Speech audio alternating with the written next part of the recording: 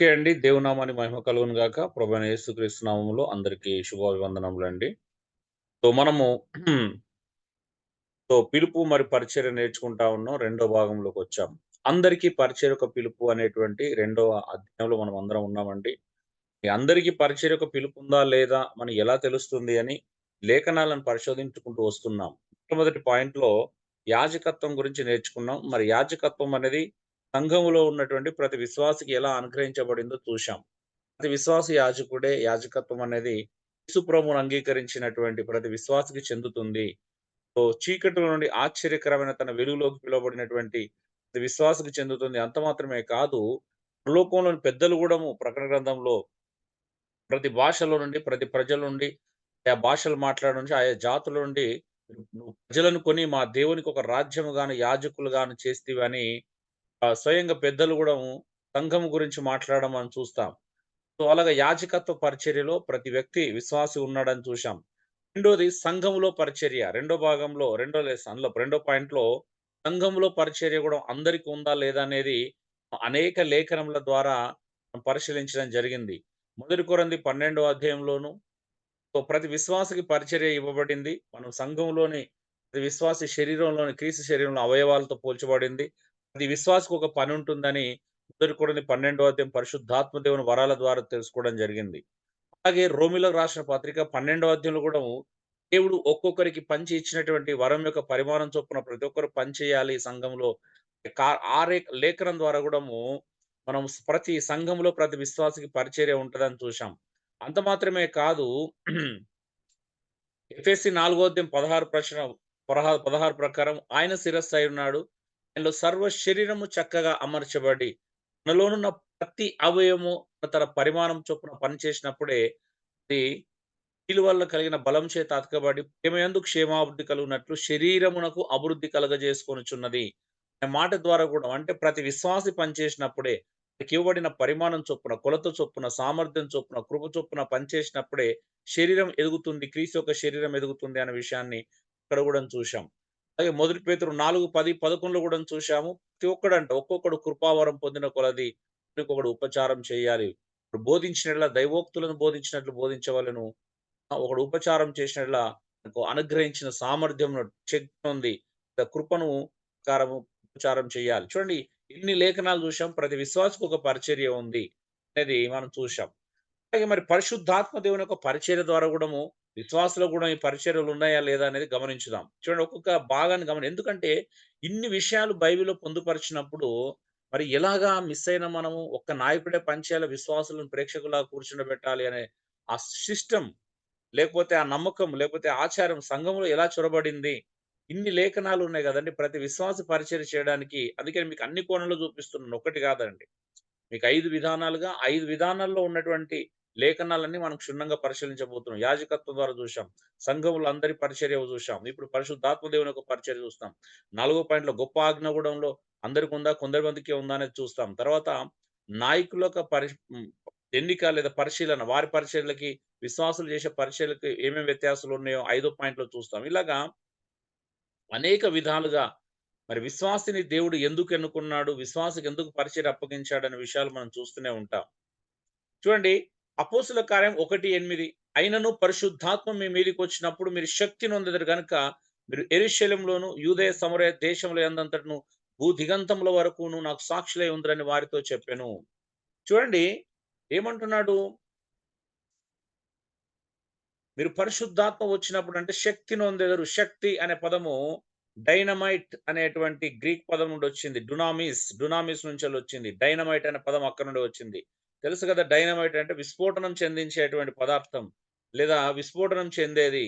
పేలుడు పదార్థం అంటే మనం చూస్తాం. అంటే యేసు ప్రభు అంట దేవుడిచ్చినటువంటి పరిశుద్ధాత్మ దేవుడు క్రైస్తవ విశ్వాసుల మీదకొచ్చినప్పుడు వాళ్ళు విస్ఫోటనం చెందుతారంట. అంటే అంత శక్తివంతులవుతారు.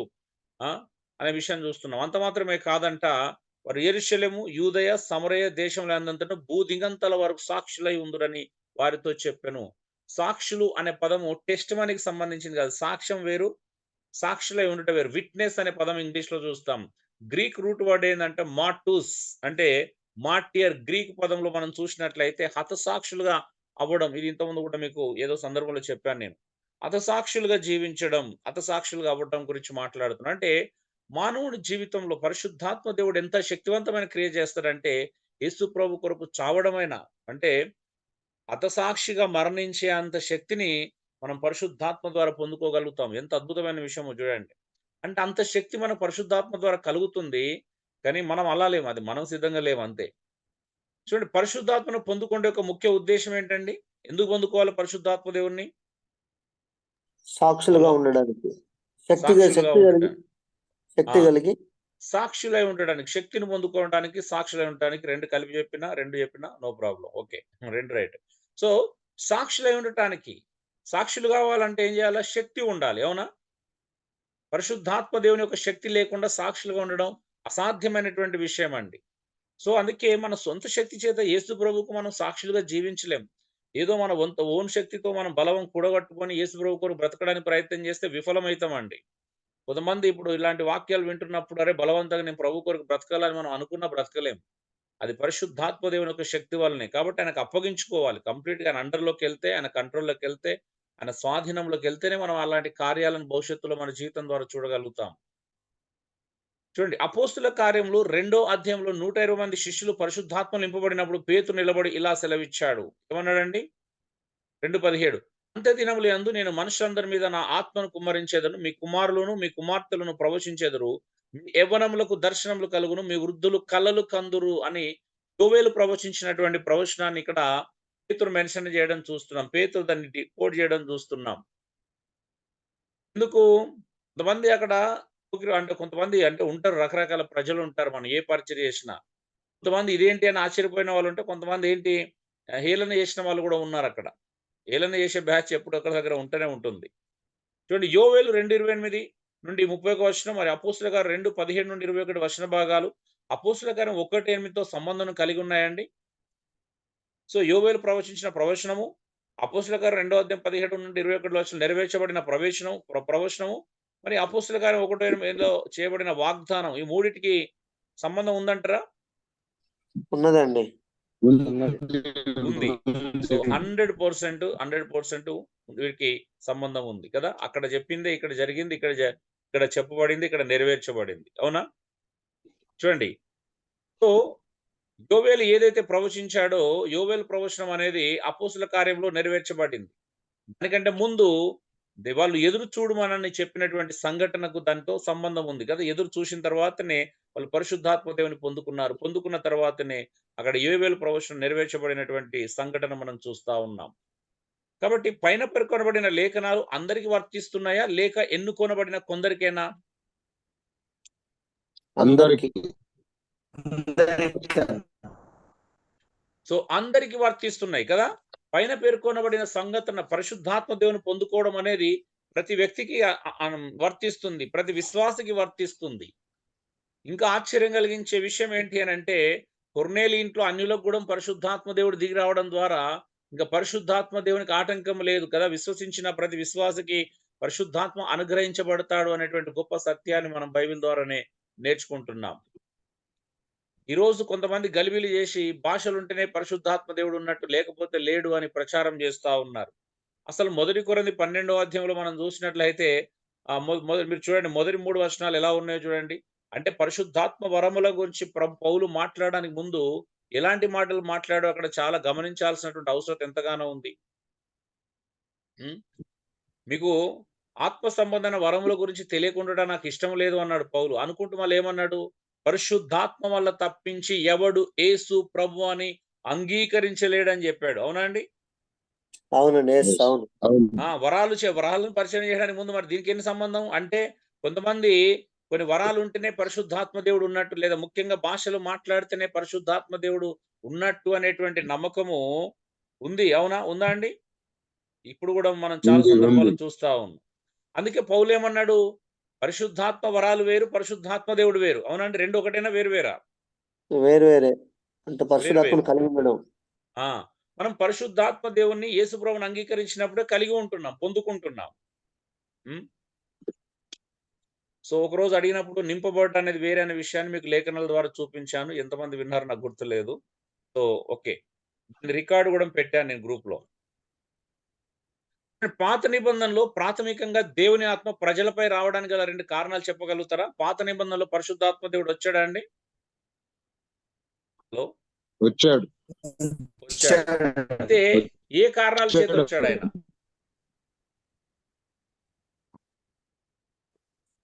బలపరచడానికి. ఓకే. కొన్నేళ్ళు గారు మీరు ఆసక్తి కలిగి ఉన్నందుకు ఈ వయసులో నేను చాలా సంతోషిస్తున్నాను. కానీ మీ సిగ్నల్ ప్రాబ్లమ్ ఉందండి. ప్రతిరోజు మీరు మాట్లాడుతుంటే మీ వాయిస్ లాగ్ అవుతుందండి. కొంచెం మీరు గ్రహించండి. అది సిగ్నల్‌లో ఉన్నప్పుడు మాట్లాడండి. ఓకే. ఇంకా ఎవరైనా పరిశుద్ధాత్మ దేవుడు ప్రాథమికంగా దేవుని ప్రజలపై రావడానికి గల 2 కారణాలేంటి? అది ముఖ్యంగా పాత నిబంధన కాలంలో.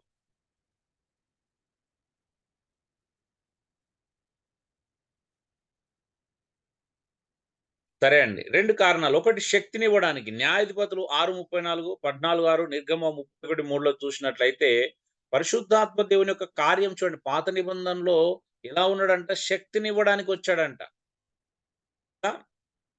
చాలా సందర్భాల్లో మనం చూస్తాం.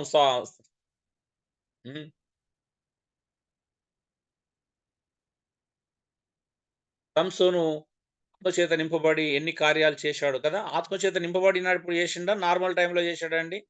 సామ్సోన్ చేసిన కార్యాలన్నీ. ఆత్మతో నింపబడ్డప్పుడే. ఆత్మతో నింపబడ్డప్పుడే అనేకమైనటువంటి కార్యాలు చేయడం చూసినాం. రెండోది ప్రత్యక్షత ఇవ్వడానికి వచ్చాడు.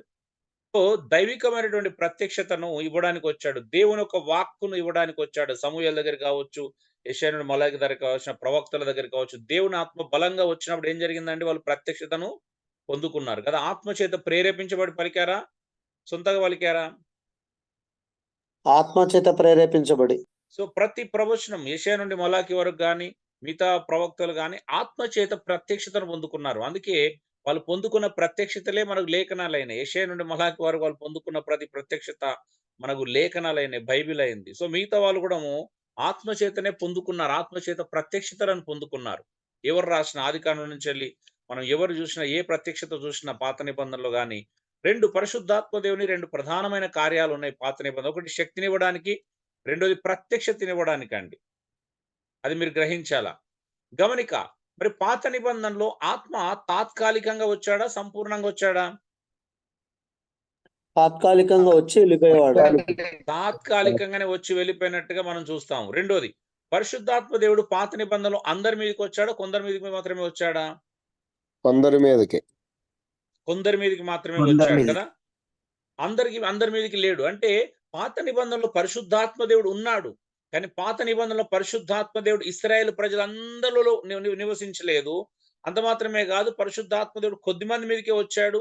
అది కూడా తాత్కాలికంగా వచ్చాడు. అలా టెంపరరీగా వచ్చి పని ముగించుకొని వెళ్ళిపోయేవాడు. అవునా అండి? అంతేనా? కరెక్టేనా ఇది? అవునండి. అవును. ఇది పాత నిబంధనలో పరిశుద్ధాత్మ దేవుని కార్యం మరి. అయితే క్రొత్త నిబంధనలు జరిగిన మనం పోల్చుకుందాం. పై వాటిని నూతన నిబంధనలు పరిశీలించుదాం. మరి కొత్త నిబంధనలో పరిశుద్ధాత్మ దేవుని ఇవ్వడానికి కారణాలేంటి? ఏమని చూసాం? పాత నిబంధనలో ఏమో శక్తినివ్వడానికి, ప్రత్యక్షతనివ్వడానికి. మరి కొత్త నిబంధనలో సేమ్ కదండి. కొత్త నిబంధనలు కూడా శక్తినివ్వడానికే వచ్చాడు. సర్వసత్యంలోకి అంటే ప్రత్యక్షత ఇవ్వడానికే వచ్చాడు. అవునా అండి? అవును. యేసుక్రీస్తే స్వయంగా చెప్పాడు. పరిశుద్ధాత్మ దేవుడు ఇచ్చినప్పుడు మీరు సర్వసత్యంలోకి నడిపించబడతారు. అంటే ఆయన ఆత్మ సంబంధమైనటువంటి, వాక్య సంబంధమైనటువంటి ఆ ప్రత్యక్షతలోకి మీరు నడిపిస్తాడు. అంటే కొత్త నిబంధనలో పరిశుద్ధాత్మ దేవుని కార్యాలు కొన్ని ఎక్కువగా వివరించబడినాయి. కానీ ముఖ్య కారణాలు అయితే 2 శక్తినివ్వడానికి, సర్వసత్యంలో నడిపించడానికి కదా! ఆఫ్‌కోర్స్ అవన్నీ రిలేటెడే ఉంటాయి. మనల్ని ఆత్మ చేత ముద్రించబడిన, మనల్ని కాపాడాలని ప్రయత్నం చేసిన, మనల్ని పాపమును గురించి, నీతిని గురించి ఒప్పింపజేసిన అవన్నీ కూడా ఏంటి అంటే క్రొత్త నిబంధనలో పరిశుద్ధాత్మ దేవుని కార్యాలను కొంచెం వివరంగా చూస్తున్నాం మనం. కదా! ప్రత్యేకించిన సందర్భాల్లో చాలా సందర్భాల్లో చూస్తున్నాం. పరిశుద్ధాత్మ దేవుని కార్యాలు చాలా ఉన్నాయి క్రొత్త నిబంధనలో. అయితే ముఖ్యంగా అయితే శక్తినివ్వడానికి కదా! ప్రపంచవ్యాప్తంగా మనం భూదిగంతాల వరకు సాక్షులుగా జీవించాలంటే శక్తి కావాలి కాబట్టి ఆయన శక్తినివ్వడానికి వచ్చాడు. రెండోది వాక్య సత్యములు స్థిరపరచడానికి. అందుకే వాక్యం ఎక్కడుంటే పరిశుద్ధాత్మ దేవుడు అక్కడ ఉంటాడంట కదా! ఆత్మ ఎక్కడుందో అక్కడ స్వతంత్రం ఉంది. వాక్యం ఎక్కడుంటే అక్కడే స్వతంత్రం ఉంది. పరిశుద్ధాత్మ దేవుడు వాక్యానుసారంగానే నడిపిస్తాడు గాని వాక్యానికి వ్యతిరేకంగా నడిపిస్తాడండి?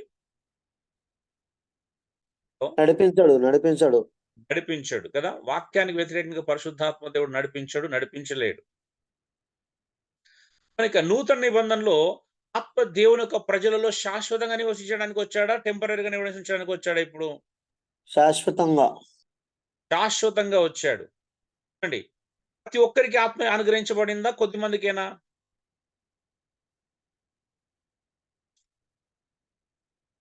అందరికి ప్రతి ఒక్కరికి కదా. పాత నిబంధనకి క్రొత్త నిబంధనకు ఉన్నటువంటి మార్పులను మనం గమనించాలండి. కొత్త నిబంధన ప్రజలకు ఉన్నటువంటి ధన్యత, కృప అర్థం చేసుకోవడానికి ప్రయత్నం చేయాలి. ఎందుకంటే పాత నిబంధన కొత్త నిబంధనలు మనం ప్రతిసారి పోల్చుకోవాలి. అన్ని విషయాలు పోల్చుకుంటున్నప్పుడు అది పరిచర్య విషయంలో కావచ్చు, గివింగ్ విషయంలో కావచ్చు, నాయకత్వ విషయంలో కావచ్చు, సంఘము లేదా మందిరం అనేటువంటి సందర్భం వచ్చినప్పుడు కావచ్చు, అన్నిట్లో వ్యత్యాసాన్ని చూపిస్తున్నాం మనం. అవునా అండి? అన్నిట్లో మార్పు జరిగిందా? జరిగింది. మనం సిస్టమేటిక్ గా నేర్చుకుంటున్నాం. చర్చ్ మీనింగ్ నుంచి, సంఘం దాని యొక్క భావం నుంచి చూసినప్పుడు అన్నిట్లో మార్పు జరిగింది. సో మార్పులు కళ్ళ కట్టినట్టుగా మనం లేఖనాల ద్వారానే చూస్తున్నాం, లేఖనాల ఆధారంగానే చూస్తున్నాం. సో పాత నిబంధనలు పరిశుద్ధాత్మ దేవుడు ఉన్నాడు, కానీ కొందరి మీదకే వచ్చాడు. పాత నిబంధనలు పరిశుద్ధాత్మ దేవుడు ఉన్నాడు కదా, తాత్కాలికంగా వచ్చాడు. అయితే క్రొత్త నిబంధనలు పరిశుద్ధాత్మ దేవుడు తాత్కాలికంగా రాలేదు, శాశ్వతంగా వచ్చాడు. ఎప్పటి వరకు అంట? విమోచన దినం వరకు మనం ఆయన యందు ముద్రించబడి ఉన్నాం. అంటే యేసు ప్రభు రెండో రాకడ వరకు సంఘము భూమి మీద ఉన్నంత కాలం పరిశుద్ధాత్మ దేవుడు భూమి మీద ఉంటాడు. నిజమా? హలో. సో కాబట్టి పరిశుద్ధాత్మ దేవుడు ప్రతి ఒక్కరికి ఇవ్వబడిన విషయాన్ని మనం అందరం ఒప్పుకోవాల్సిందే, ఇంకా దానికి మిష లేదు. మరి ఆత్మ ఎప్పటి వరకు మనలో నివసిస్తాడని చెప్తుంది బైబిల్? శాశ్వతంగా. ఒక మాటలో చెప్పాలంటే విమోచన దినం వరకు, మన రక్షణ దినం వరకు, లేదా సంఘము భూమి మీద ఉన్నంత కాలము పరిశుద్ధాత్మ దేవుడు ఇక్కడ ఉంటాడు. వాక్యానం శక్తివంతులైన సాక్షులుగా ఉండుటకు పొందుకునే పరిశుద్ధాత్మ శక్తి వాగ్దానం కేవలం అపోస్తులకు మాత్రమే కాదు గాని క్రీస్తులో ప్రతి విశ్వాసికి వర్తిస్తుంది. పరిశుద్ధాత్మ శక్తితో పరిచర్య చేయుటకు ప్రతి ఒక్కరికి అధికారం ఉన్నదనుటకు ఇదే బలమైన ఆధారం అండి. అవునా అండి? మరి పరిశుద్ధాత్మ దేవుడు ఊరికేనే ప్రతి విశ్వాసకి అనుగ్రహింపజేస్తున్నాడా? ప్రతి విశ్వాసి కూడా ఏదో ఒక కోణంలో యేసు ప్రభు సాక్షులుగా జీవించాలనే ఉద్దేశం అందులో ఇమిడి ఉందంటారా, లేదంటారా?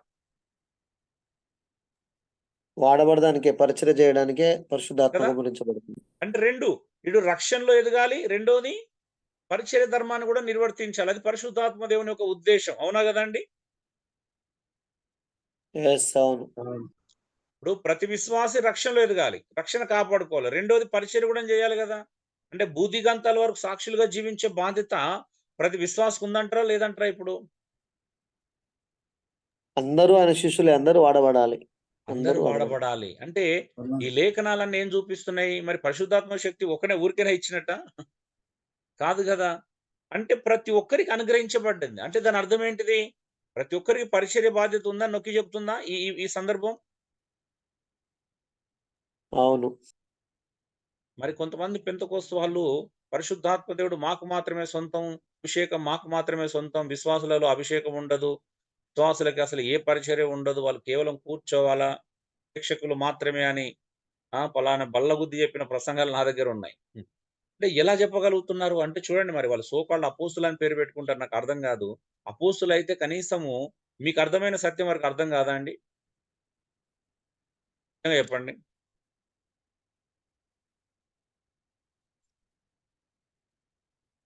ఎవరైనా కావచ్చు, శాస్త్రి కావచ్చు, రావు కావచ్చు, చౌదరి కావచ్చు, ఎవరు పేరు తర్వాత ముందు అపోస్తులని పెట్టుకుని ఎవరైతే సంఘాన్ని మభ్య పెడుతున్నారో వాళ్ళకి నిజంగా అపోస్తులత్వం అంటే తెలుసా?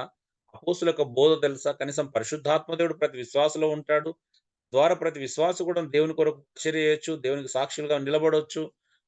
నమ్మకం చాలా మంది లోపల లేదు. కొంతమంది అయితే డైరెక్ట్ అంటున్నారు, విశ్వాసులు అనే వాళ్ళు కానుకలు ఇవ్వడానికి తప్పించి దేనికి పనికిరారంటండి. విన్నారు ఎప్పుడని మాట? నేనైతే విన్నాను. వినలేదు. ఒక ఆయన మాట్లాడాడు. వాళ్ళు ఎమోషనల్ గా మాట్లాడాడు, మామూలుగా మాట్లాడలేదు.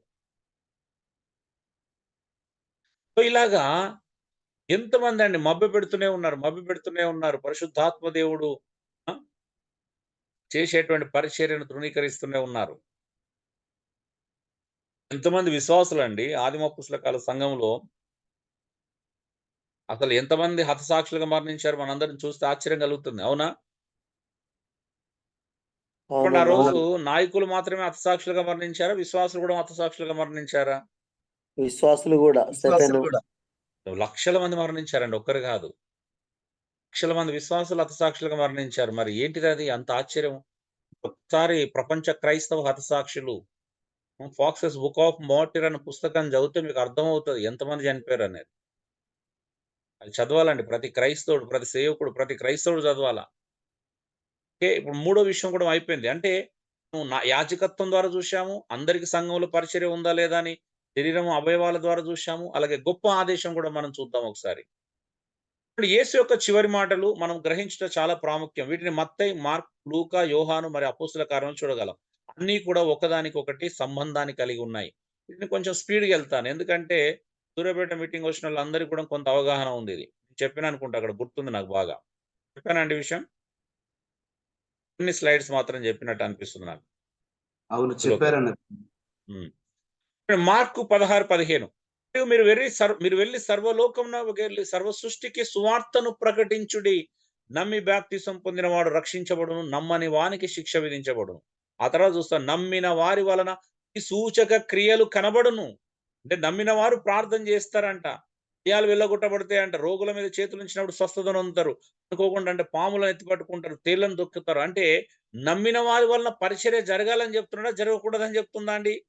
మార్క్స్ వార్త జరగాలి. కదా! జరగాలి. నమ్మిన ప్రతి వారి వలన జరగాలంటుంది. అవునా? యెస్. యెస్. ఆమేన్. అవునండి. అవును. కదా! ఎంత ఆమేన్. అద్భుతమైన విషయం. నమ్మినవాడు ప్రతివాడు మరి బంధువులు అన్యుల దగ్గర రోగుల మీద చేతులుంచినప్పుడు స్వస్థత జరగాల. అన్యులు కూడా మనం వెళ్లి ప్రార్థన.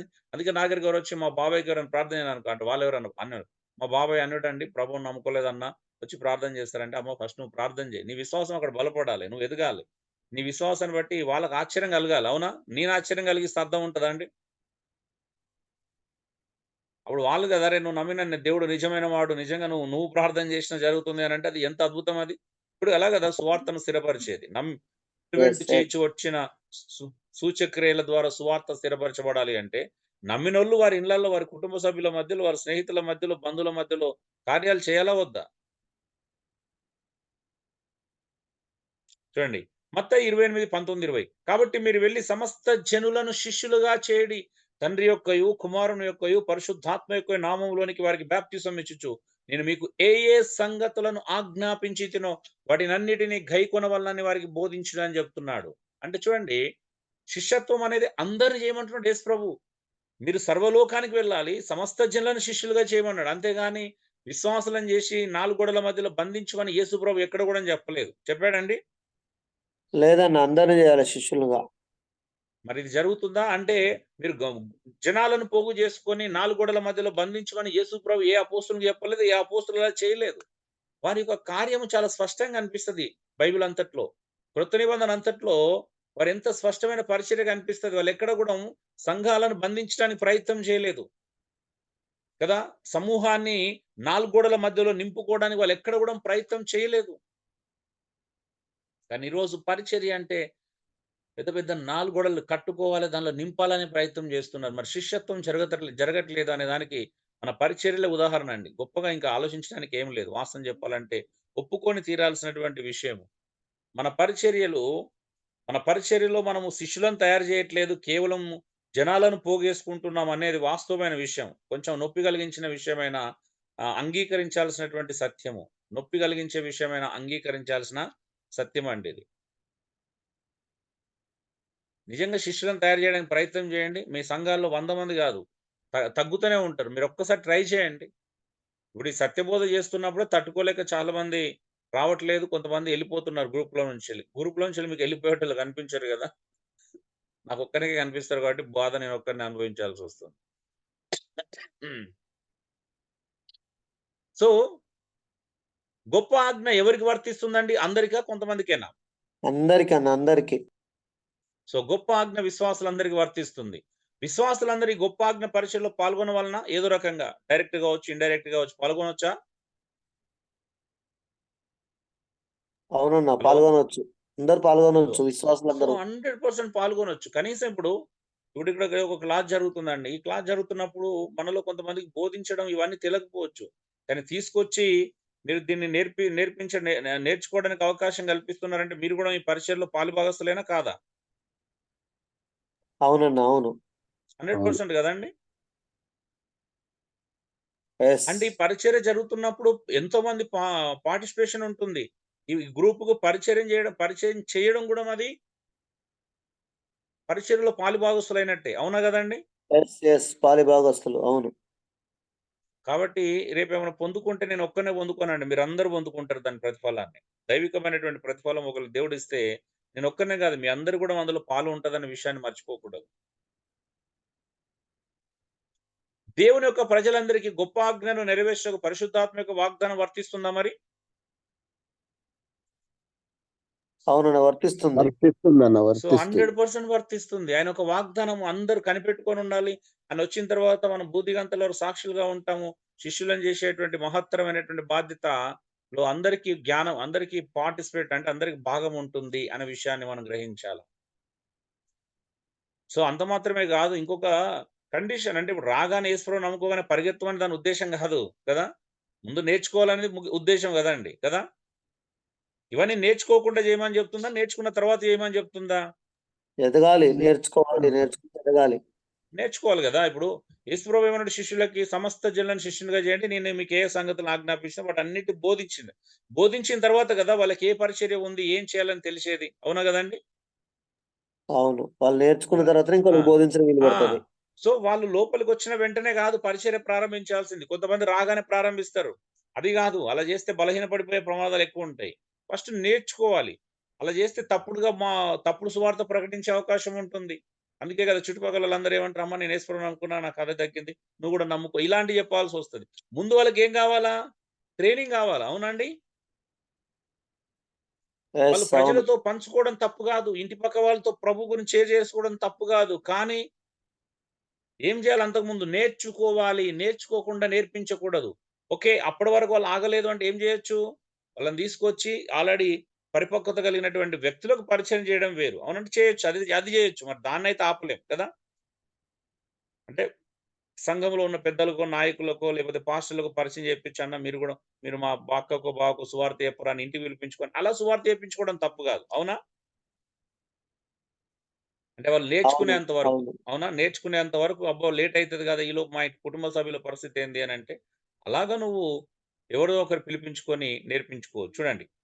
ఇదిగో నా తండ్రి వాగ్దానం చేసిన మీ మీదికి పంపుచున్నాను. మీరు పైనుండి శక్తి పొందే వరకు పట్టణంలో నిలిచి ఉండుడని వారితో చెప్పెను.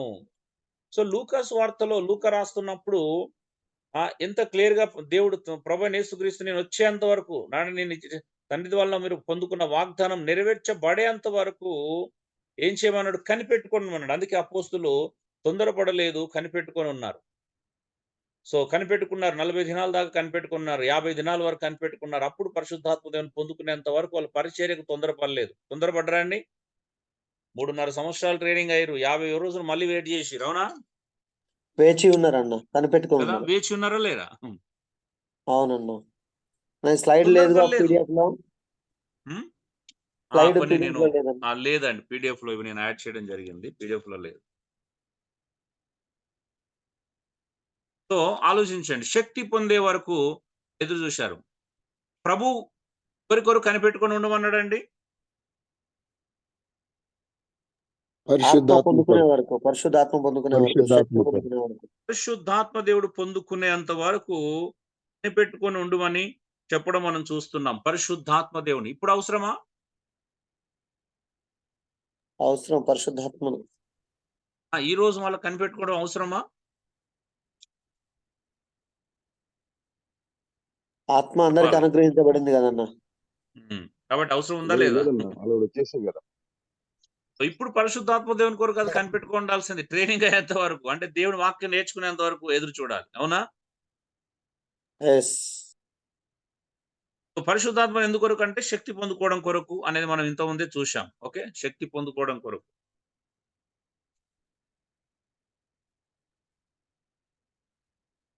హ్మ్. అపోస్తుల గారు 1:8 అయినను పరిశుద్ధాత్మ మీ మీదికి వచ్చినప్పుడు మీరు శక్తి నొందుతారు గనుక మీరు యెరూషలేం, యూదయ, సమరయ దేశముల యందంతట భూదిగంతల వరకు నాకు సాక్షులై ఉందురని చెప్పడం మనం చూసాం. ఆల్రెడీ ఈ లేఖనం చదువుకున్నాం కాబట్టి నేను తొందరగా స్కిప్ కొట్టేస్తున్నా. కొంచెం ఎక్కువ టైం సేవ్ చేసుకోవడానికి మరి శక్తిని ఎందుకు పొందుకోవాలంట? ఆల్రెడీ అయిపోయింది కాబట్టి నేనే జవాబు చెప్తున్నా. సాక్షులుగా జీవించుట కొరకు, దేవుని కొరకు సాక్షులుగా జీవించుట కొరకు, మనం ప్రభు కొరకు సాక్షులుగా జీవించుట కొరకు, సువార్త కొరకు సాక్షులుగా జీవించుట కొరకు శక్తిని మనం పొందుకుంటున్నాం. ఓకే. సో, పరిశుద్ధాత్మ దేవుని పొందుకోవడము, ఆ! శక్తిని పొందుకోవడము, సాక్షులుగా జీవించడము, ఇవన్నీ కేవలం నాయకులకు మాత్రమే వర్తిస్తాయా? విశ్వాసులందరూ కూడా వర్తిస్తాయా? అందరికన్నా విశ్వాసులకు అందరికి అందరికన్నా. సో, రక్షించబడిన విశ్వాసులందరికీ వారందరికీ. రక్షించబడిన ప్రతి విశ్వాసికి ఇది వర్తిస్తుంది. కాబట్టి ఎవరు గిల్టీగా అంటే అయ్యో! నాకు పిలుపు లేదే, అయ్యో! నాకు అది లేదే, ఇది లేదే, ఇది గాదు. ఏమి లేకపోయినా నువ్వు దేవుని దగ్గర వాక్యానుసారమైనటువంటి తర్ఫీదు నువ్వు పొందుకుంటే నువ్వు ఏ పరిచర్య చేయడానికి నువ్వు అర్హత ఉందో ఆ పరిచర్య అడ్డు అదుపు లేకుండా చేయొచ్చు. అవునా? అడ్డు అదుపు లేకుండా మీన్స్ ఎవరు నిన్ను ఆటంకపరచాల్సిన అవసరం లేదు. ఎందుకంటే నిన్ను పరిశుద్ధాత్మ దేవుడే పనికొచ్చే పాత్రగా చేస్తున్నప్పుడు మరొకరు నువ్వు పనికిరావు, నీకు పిలుపు కావాలి, అభిషేకం కావాలి అని అంటున్నారు అనంటేనే అది వాక్య విరుద్ధమైనటువంటి విషయాలు. సో, అందుకే వాళ్ళ పిలుపు పరిచర్య, అభిషేక పరిచర్య అవన్నీ సిద్ధాంతాలు నిరూపించుకోవాలంటే వాళ్ళు కొత్త నిబంధనలకు కాదు, పాత నిబంధనలకు వెళ్ళాల్సొస్తది. నెత్తి మీద తైలాభిషేకం చేయడం ఇవన్నీ గూడా. ఉన్నదా అండి కొత్త నిబంధనలో ఇలాగ నెత్తి మీద తైలాభిషేకం చేసేటువంటి పరిచర్య? అంటే ఎవరైనా పరిచర్యకు రావాలంటే నెత్తి మీద అభిషేకం నూనె పోయాలనేటువంటి పరిచర్య ఉందంటారా కొత్త నిబంధనలో? అలాంటి అభిషేకం ఉందా? హలో! లేదన్నా. అవసరమా పోనీ? లేదు లేదు. ఒక్కసారి ఆలోచించాలి గదండీ! పరిశుద్ధాత్మ దేవుడే స్వయంగా అభిషిక్తుడు అంటే పరిశుద్ధాత్మ దేవుడే మన లోపలికొచ్చి మనల్ని అభిషేకించిన తర్వాత ఒక నూనె అభిషేకం, పరిశుద్ధాత్మ అభిషేకం అంటే నూనె మన నెత్తి మీద పోయడం గొప్ప విషయమా అండి? ఏది గొప్పది? పరిశుద్ధాత్మ అభిషేకం గొప్పది. మనలో ఉన్న పరిశుద్ధాత్మ దేవుడు గొప్పవాడా? మన నెత్తి మీద పోసిన నూనె చుక్కలు గొప్పవా? మనలో ఉన్న పరిశుద్ధాత్మ గొప్పవాడు. మరి పరిశుద్ధాత్మ దేవుడు మన లోపల ఉండగా నూనె చుక్కల కోసం ఆరాటపడడం దేనికంటే అర్థం కాని విషయం గదా! నిజమో కాదో చెప్పండి ఇది. ఆ! ఒక గుంపు వాళ్ళైతే సంవత్సరానికి ఒకసారి పెద్ద మీటింగ్ పెడతారంట. ఆ మీటింగ్‌లో పిచికారీ చేస్తారు తెలుసా మీకు నూనెను నెత్తిల మీద అందరి మీద? వేల లక్షల లీటర్లని వేస్ట్ చేస్తారు. గుర్తుందా అండి? హ్మ్. ఒక్కసారి గుర్తుకెళ్ళి చూడండి మీకేం కనిపిస్తదక్కడ. హలో! అవునా? కొత్త నిబంధనలో మరి హస్త నిక్షేపణ అనే సందర్భం ఉంది అన్న. హస్త నిక్షేపణ అనేది ఉంది. హస్త నిక్షేపణ ఎవరు చేయమన్నాడు పౌలు? తిమోతికి ఏమని చెప్పాడు? త్వరపడి పెద్దలను నియమించొద్దు. ఎవరు నెత్తి మీద పడితే ఆళ్ళని చేయబెట్టి వాళ్ళని పెద్దలుగా అపాయింట్ చేయొద్దని చెప్పాడు. అర్హతలున్నోళ్ళ మీద నెత్తిపెట్టి చేయబెట్టొచ్చు గానీ, అర్హత లేనోళ్ళ మీద నెత్తిపెట్టి చేయబెడితే పరల పాపంలో నువ్వు కూడా పాలివాడవై ఉంటావని హెచ్చరించబడ్డాడా లేదా? ఉంది. హస్త నిక్షేపణ ఎవరికి చేయాలా? ఇప్పుడు అర్హత ఉన్నోనికి ప్రార్థన చేసి అపాయింట్ చేస్తున్నావు. దాన్నేమంటారంటే అపాయింటింగ్ ద లీడర్స్ అంటారు. ఓకే. యోగ్యులైన వారికి, అర్హత కలిగిన వారికి. యోగ్యులైన వారిని నాయకులుగా నియమించి నిలబెట్టడం. ఇప్పుడు ఇక నుంచెల్లి సంఘానికి నాయకులని, అర్హత కలిగిన నాయకులని అధికారికంగా ప్రకటించడం అండి. ఓకే. ఓకే. అది నాయకత్వ విధానం. అంటే అధికారికంగా చెప్పడం. ఇప్పుడు మనం చూసాం ఆల్రెడీ. అంత్యోక సంఘాన్ని కూడా మనం పరిశీలించినప్పుడు అపోస్తులెళ్లారు. మళ్ళా తిరిగొచ్చి అందులో పెద్దలు నియమించి అధికారికంగా నియమించి ఎళ్ళిపోయారా లేదా? అది. అధికారికంగా యెస్. అర్హతలు కలిగిన నాయకులను నియమించెళ్ళడం. అపాయింటింగ్ ద లీడర్స్ అంటారు. అది థియోలాజికల్ పరిభాషలో లేదా బిబ్లికల్‌గా చూస్తే. సో, అందుకే తిమోతిని హెచ్చరిస్తున్నాడు. త్వరపడి ఎవరి మీద హస్త నిక్షేపణ చేయొద్దు అన్నాడు. త్వరపడొద్దన్నాడు నెత్తి మీద చేయబెట్టడానికి. హస్త యెస్. నిక్షేపణం ఓకే. అనేది ఏంటి అనంటే అధికారికంగా ఇక నుండి ఈ సంఘానికి కాపరి అని చెప్పడం. ఎవరిని పెట్టాలా? లక్షణాలున్నోళ్ళని పెట్టాలి. అవునా? యెస్. ఉంది అండి. ఓకే. హ్మ్. ఇప్పుడు తిమోతిని కూడా అలాగే గదా నియమించింది. ఆయనకు అధికారం అర్హతలను బట్టే గదా! హ్మ్.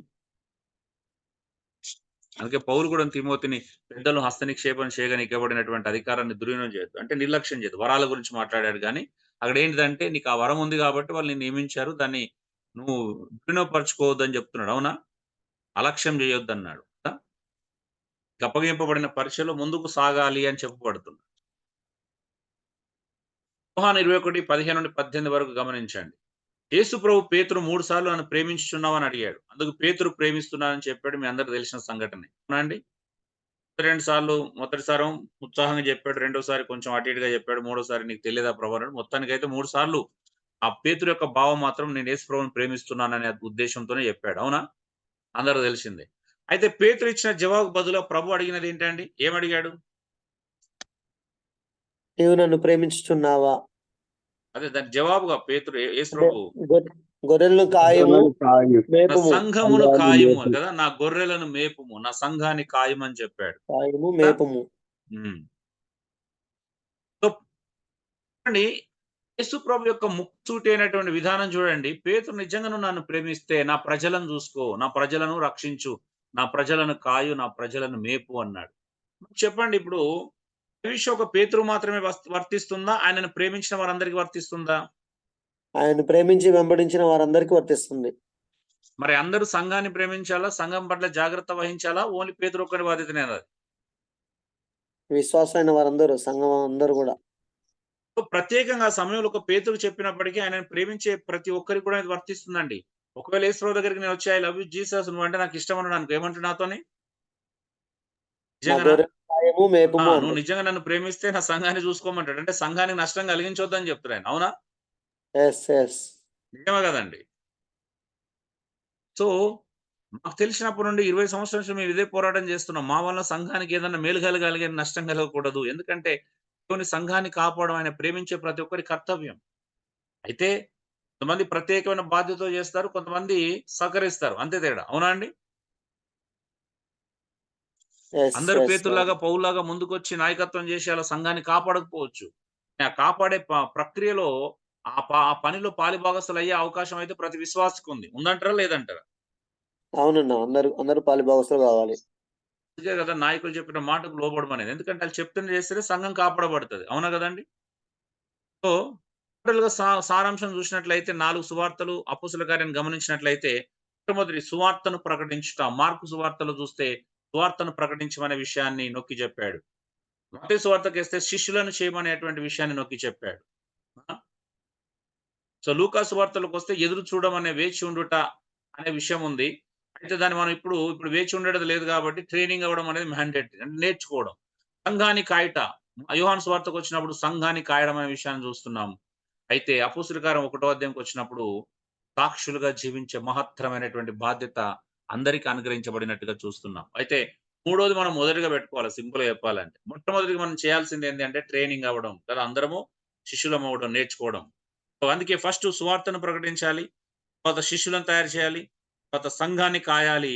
ఆ తర్వాత మనం చూస్తే అవసరమైతే భూదిగంతాల వరకు సాక్షులుగా జీవించాల్సిన సందర్భం వస్తే అంత దూరం వెళ్ళటానికి కూడా అంటే ఆ కృప అనుగ్రహించినప్పుడు అక్కడికి కూడా వెళ్లి మనం సాక్షులుగా జీవించే మహత్తరమైన బాధ్యత అనుగ్రహించబడింది.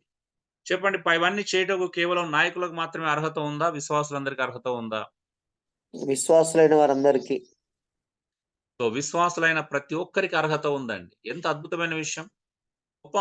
గొప్ప ఆదేశం అనేది గ్రేట్ కమిషన్ అనేది ప్రతి విశ్వాసికి వర్తింపజేసేటువంటి ఆజ్ఞనే. పర్టిక్యులర్‌గా ఆ టైంలో 12 మంది అపోస్తలులకు చెప్పినప్పుడు అది అంతటితో ఆగిపోవాలని యేసుప్రభు యొక్క ఉద్దేశ్యం కానే గాదు. సమస్త జనులను మీలాగానే తయారు చేయమంటే ఏంటిదది? తరతరములు కదా! భూమి మీద మానవుడు సంఘం ఉన్నంత కాలం ఆ ప్రక్రియ కొనసాగించబడే ప్రక్రియనా? ఎక్కడన్నా ఔట్‌డేటెడ్ అంటే లేదా ఏమంటారు ఎక్స్‌పైర్ అయ్యే అవకాశం ఏమైనా ఉందంటారా దానికి? క్రీస్తు రాకడ వరకు, మన పోకడ వరకు అన్న.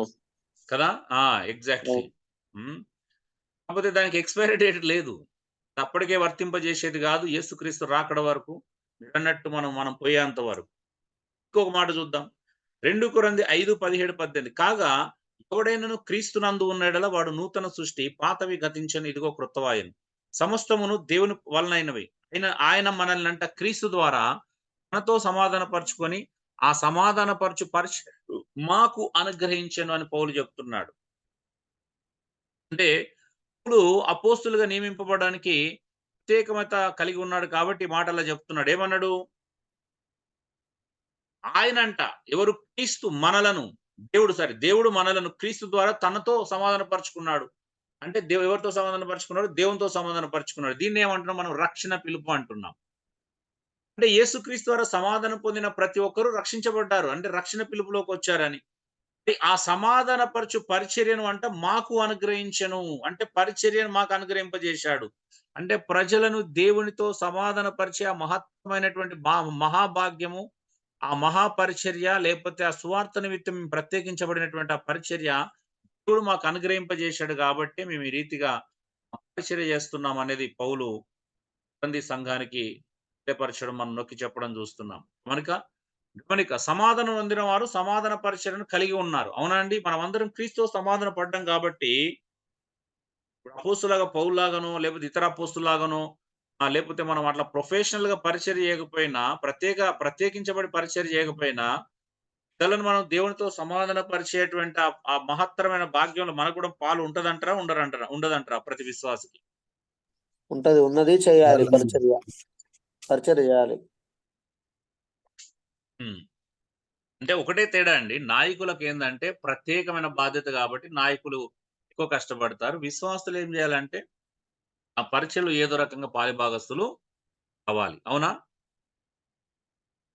అవును. చూడండి ఒకసారి అంత్యొక సంఘాన్ని మనం పరిశీలించుదాం. నాయకులకు ఏందంటే ప్రత్యేకమైన బాధ్యత అప్పగించబడింది. ఇప్పుడు పౌలే చెప్తున్నాడు. మాకు అన్నాడు గాని మనందరికీ అనలేదు అక్కడేం. అంటే అంత మాత్రాన కొరంథీ సంఘము పరిచర్యలో పాల్గొనకూడదని పౌలు యొక్క ఉద్దేశం కానే కాదు కదా! సువార్త ప్రకటించకూడదన్న ఉద్దేశంతో పౌలు చెప్తున్నాడు అక్కడ? చెప్పట్లేదు. లేదన్న, అంటే లేదు. లేదు. ఈ పరిచర్య మాకు ప్రత్యేకించి అప్పగించబడింది. ఇప్పుడు ఈ బోధన పరిచర్య ఉందనుకో మాకు ప్రత్యేకించి అప్పగించబడిందంటే దాని అర్థం ఏంటిది? బోధించకూడదు, మీరు సువార్త ప్రకటించకూడదు, మీరు పరిచర్యలో ఇన్వాల్వ్ కాకూడదని దాని అర్థం కాదు. ఓకే. సో పౌలు ఆ అర్థంతోనే మాట్లాడాడు. అంత్యొక సంఘము పరిశీలన చేద్దాం. ఇది ఆల్రెడీ కొంతమందికి తెలుసు. ఏ స్థలంలో క్రీస్తు శిష్యులు మొదటగా క్రైస్తవులుగా పిలువబడ్డారండి? ఏ స్థలంలో? అంత్యొకయలో. అంత్యొకయలో కదా! అంత్యొక సంఘంలోనే మొట్టమొదటిగా క్రైస్తవుడు అనే పదం ఇక్కడే వచ్చిందండి. ఇక్కడే పుట్టింది. సంఘం పుట్టిన తర్వాత చాలా కాలానికి వచ్చింది క్రైస్తవులు అనే పేరు. అవునా? అంత్యొకయులకు చరిత్రను చూసినట్లయితే నిక్ నేమ్‌లు పెట్టడంలో వాళ్ళు దిట్టనంట. అంటే నిక్ నేమ్ అంటే తెలుసు గదా! హ్మ్. ముద్దు పేర్లు అంటారు గదా! లేకపోతే కొంతమంది వ్యంగ్యంగా పిలిచే పేర్లుంటాయి. ముద్దు పేర్లుంటాయి. సో, అంత్యొక ప్రజలు యేసుక్రీస్తును వెంబడిస్తున్నటువంటి వ్యక్తులను ఏమన్నారు? వీళ్ళు క్రీస్తానపోళ్ళు, క్రైస్తవులు, క్రీస్తుకు చెందిన వాళ్ళు అనేటువంటి అర్థంతో కూడినటువంటి ఆ పదం వాడబడింది. అందుకే దాన్ని క్రైస్తవుడు అన్నారు. క్రైస్తవుడు అంటే అర్థం ఏంటండి? క్రీస్తును అనుసరించేవాడు. అవునా అండి? క్రీస్తును ధరించిన వాడు. హ్మ్. సో, క్రీస్తును అనుసరించేవాడు, క్రీస్తును ధరించిన వాడు లేదా అలాగ అర్థం జేసుకోవచ్చు. ఏ అపోస్తులు అంత్యొకల సంఘాన్ని స్థాపించాడు?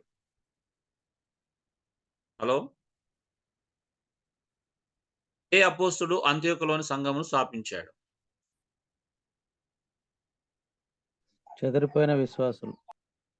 Very good. చెదిరిపోయిన విశ్వాసుల ద్వారా సంఘం స్థాపించబడింది. ఏ అపోస్తులు అంత్యొక సంఘాన్ని స్థాపించలేదు. చూడండి. అబ్బో! ఇదేంటండి? ఆదిమ అపోస్తలుల సంఘమే సంఘాన్ని స్థాపించిందంట. ఆశ్చర్యకరంగా లేదా? అసలు ఈరోజు సంఘాన్ని సువార్త కూడా అంటే కొన్ని పనులే చేయనివ్వట్లేదు. అలాంటిది సంఘము సంఘాన్ని స్థాపిస్తే అపోస్తులొచ్చి తిట్టిర్రా లేదా వాళ్ళని? అలా ఎలా మీరు స్థాపిస్తారు మా ప్రమేయం లేకుండా అని తిట్టారా లేదా? తిట్టిర్రా? అనలేదన్న, అనలేదు. లేదన్న. లేదు. ఎవరు గద్దించలేదు. కానీ ఈరోజు గద్దిస్తారు గదా! ఎవరైనా అలా చేస్తే? ఆశ్చర్యం అవును. కలిగించే విషయం ఏందంటే, నాకు తెలిసి వాళ్ళు బాప్తిసం గూడా ఇచ్చేసారు. అపోస్తులొచ్చిన తర్వాత ఇవ్వలే బాప్తిసం. అవునా? అపోస్తులొచ్చిన తర్వాత పరిశుద్ధాత్మ దేవుడు మాత్రం పొందుకునేలా చేశారు తప్పించి, బాప్తిసం అయితే ఇవ్వలేదు. విచిత్రం గదా! ఆ రోజు మరి ఆశ్చర్యం కలిగించే సంఘటన. యూదా మరియు సమరయ ప్రదేశమంతటా చెదిరిపోయిన వారెవరు అనంటే విశ్వాసులే. కదా! అప్పుడు అపోస్తులు ఎక్కడున్నారండి? అంత్యొక సంఘం యెరూషలేములోనే ఉన్నారు. స్థాపించబడినప్పుడు అపోస్తులు ఎక్కడున్నారంటే యెరూషలేములోనే ఉన్నారు వాళ్ళు. స్టెఫెను కలిగిన శ్రమను బట్టి అందరూ చెదిరిపోయారు. సంఘమంతా చెదిరిపోయింది. కానీ అపోస్తులు మాత్రం యెరూషలేములోనే తలదాచుకున్నారు. చెదిరిపోయిన విశ్వాసులు నార్మల్‌గా ఎళ్ళిర్రా? అబ్బా! ఎలా సెటిల్ కావాలి? ఇప్పుడు మేము తరమబడుతున్నాం. ఇంత హింసొచ్చింది. ఏ దేశంలోకెళ్ళాలి?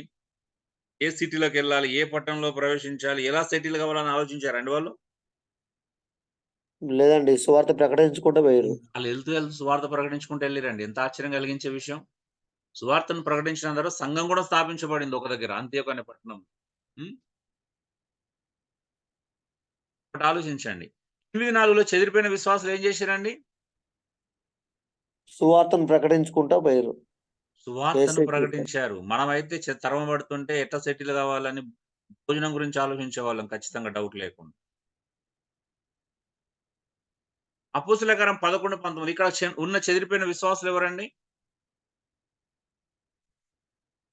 ఓకే. మీరు చూసని చెప్పొచ్చు. కురేనీలు మరియు అని ఉంటుంది అక్కడ చూడండి. కురేనీలు మరియు కుప్పీలు కొందరు ఉన్నారు. కుప్పీలు మరియు కురేనీలు చెదిరిపోయిన విశ్వాసులు అంటే ఈ పట్టణాలకు చెందిన వాళ్ళు ఎక్కువగా యాక్టివ్‌గా పరిచర్య చేసినట్టుగా మనం చూస్తున్నాం. ఈ పట్టణానికి చెందినటువంటి 2 పట్టణాలకు చెందిన వాళ్ళు ఎక్కువగా సువార్తను ప్రకటించుకుంటున్నటువంటి విశ్వాసులుగా మనం చూస్తున్నాం. సో, అపోస్తుల కార్యములు 19-21 వారు ఏం చేశారని చూస్తున్నామనంటే సువార్తను ప్రకటించారు. వీళ్ళు చెదిరిపోకుండా ఏం చేశారు? సువార్తను ప్రకటించారు. ఆ! తర్వాత ఏం చేయాలి? ఇప్పుడు అంత్యోకయలో ఉన్న సంఘం చెప్పండి. ఎవరు స్థాపించారు ఇప్పుడు?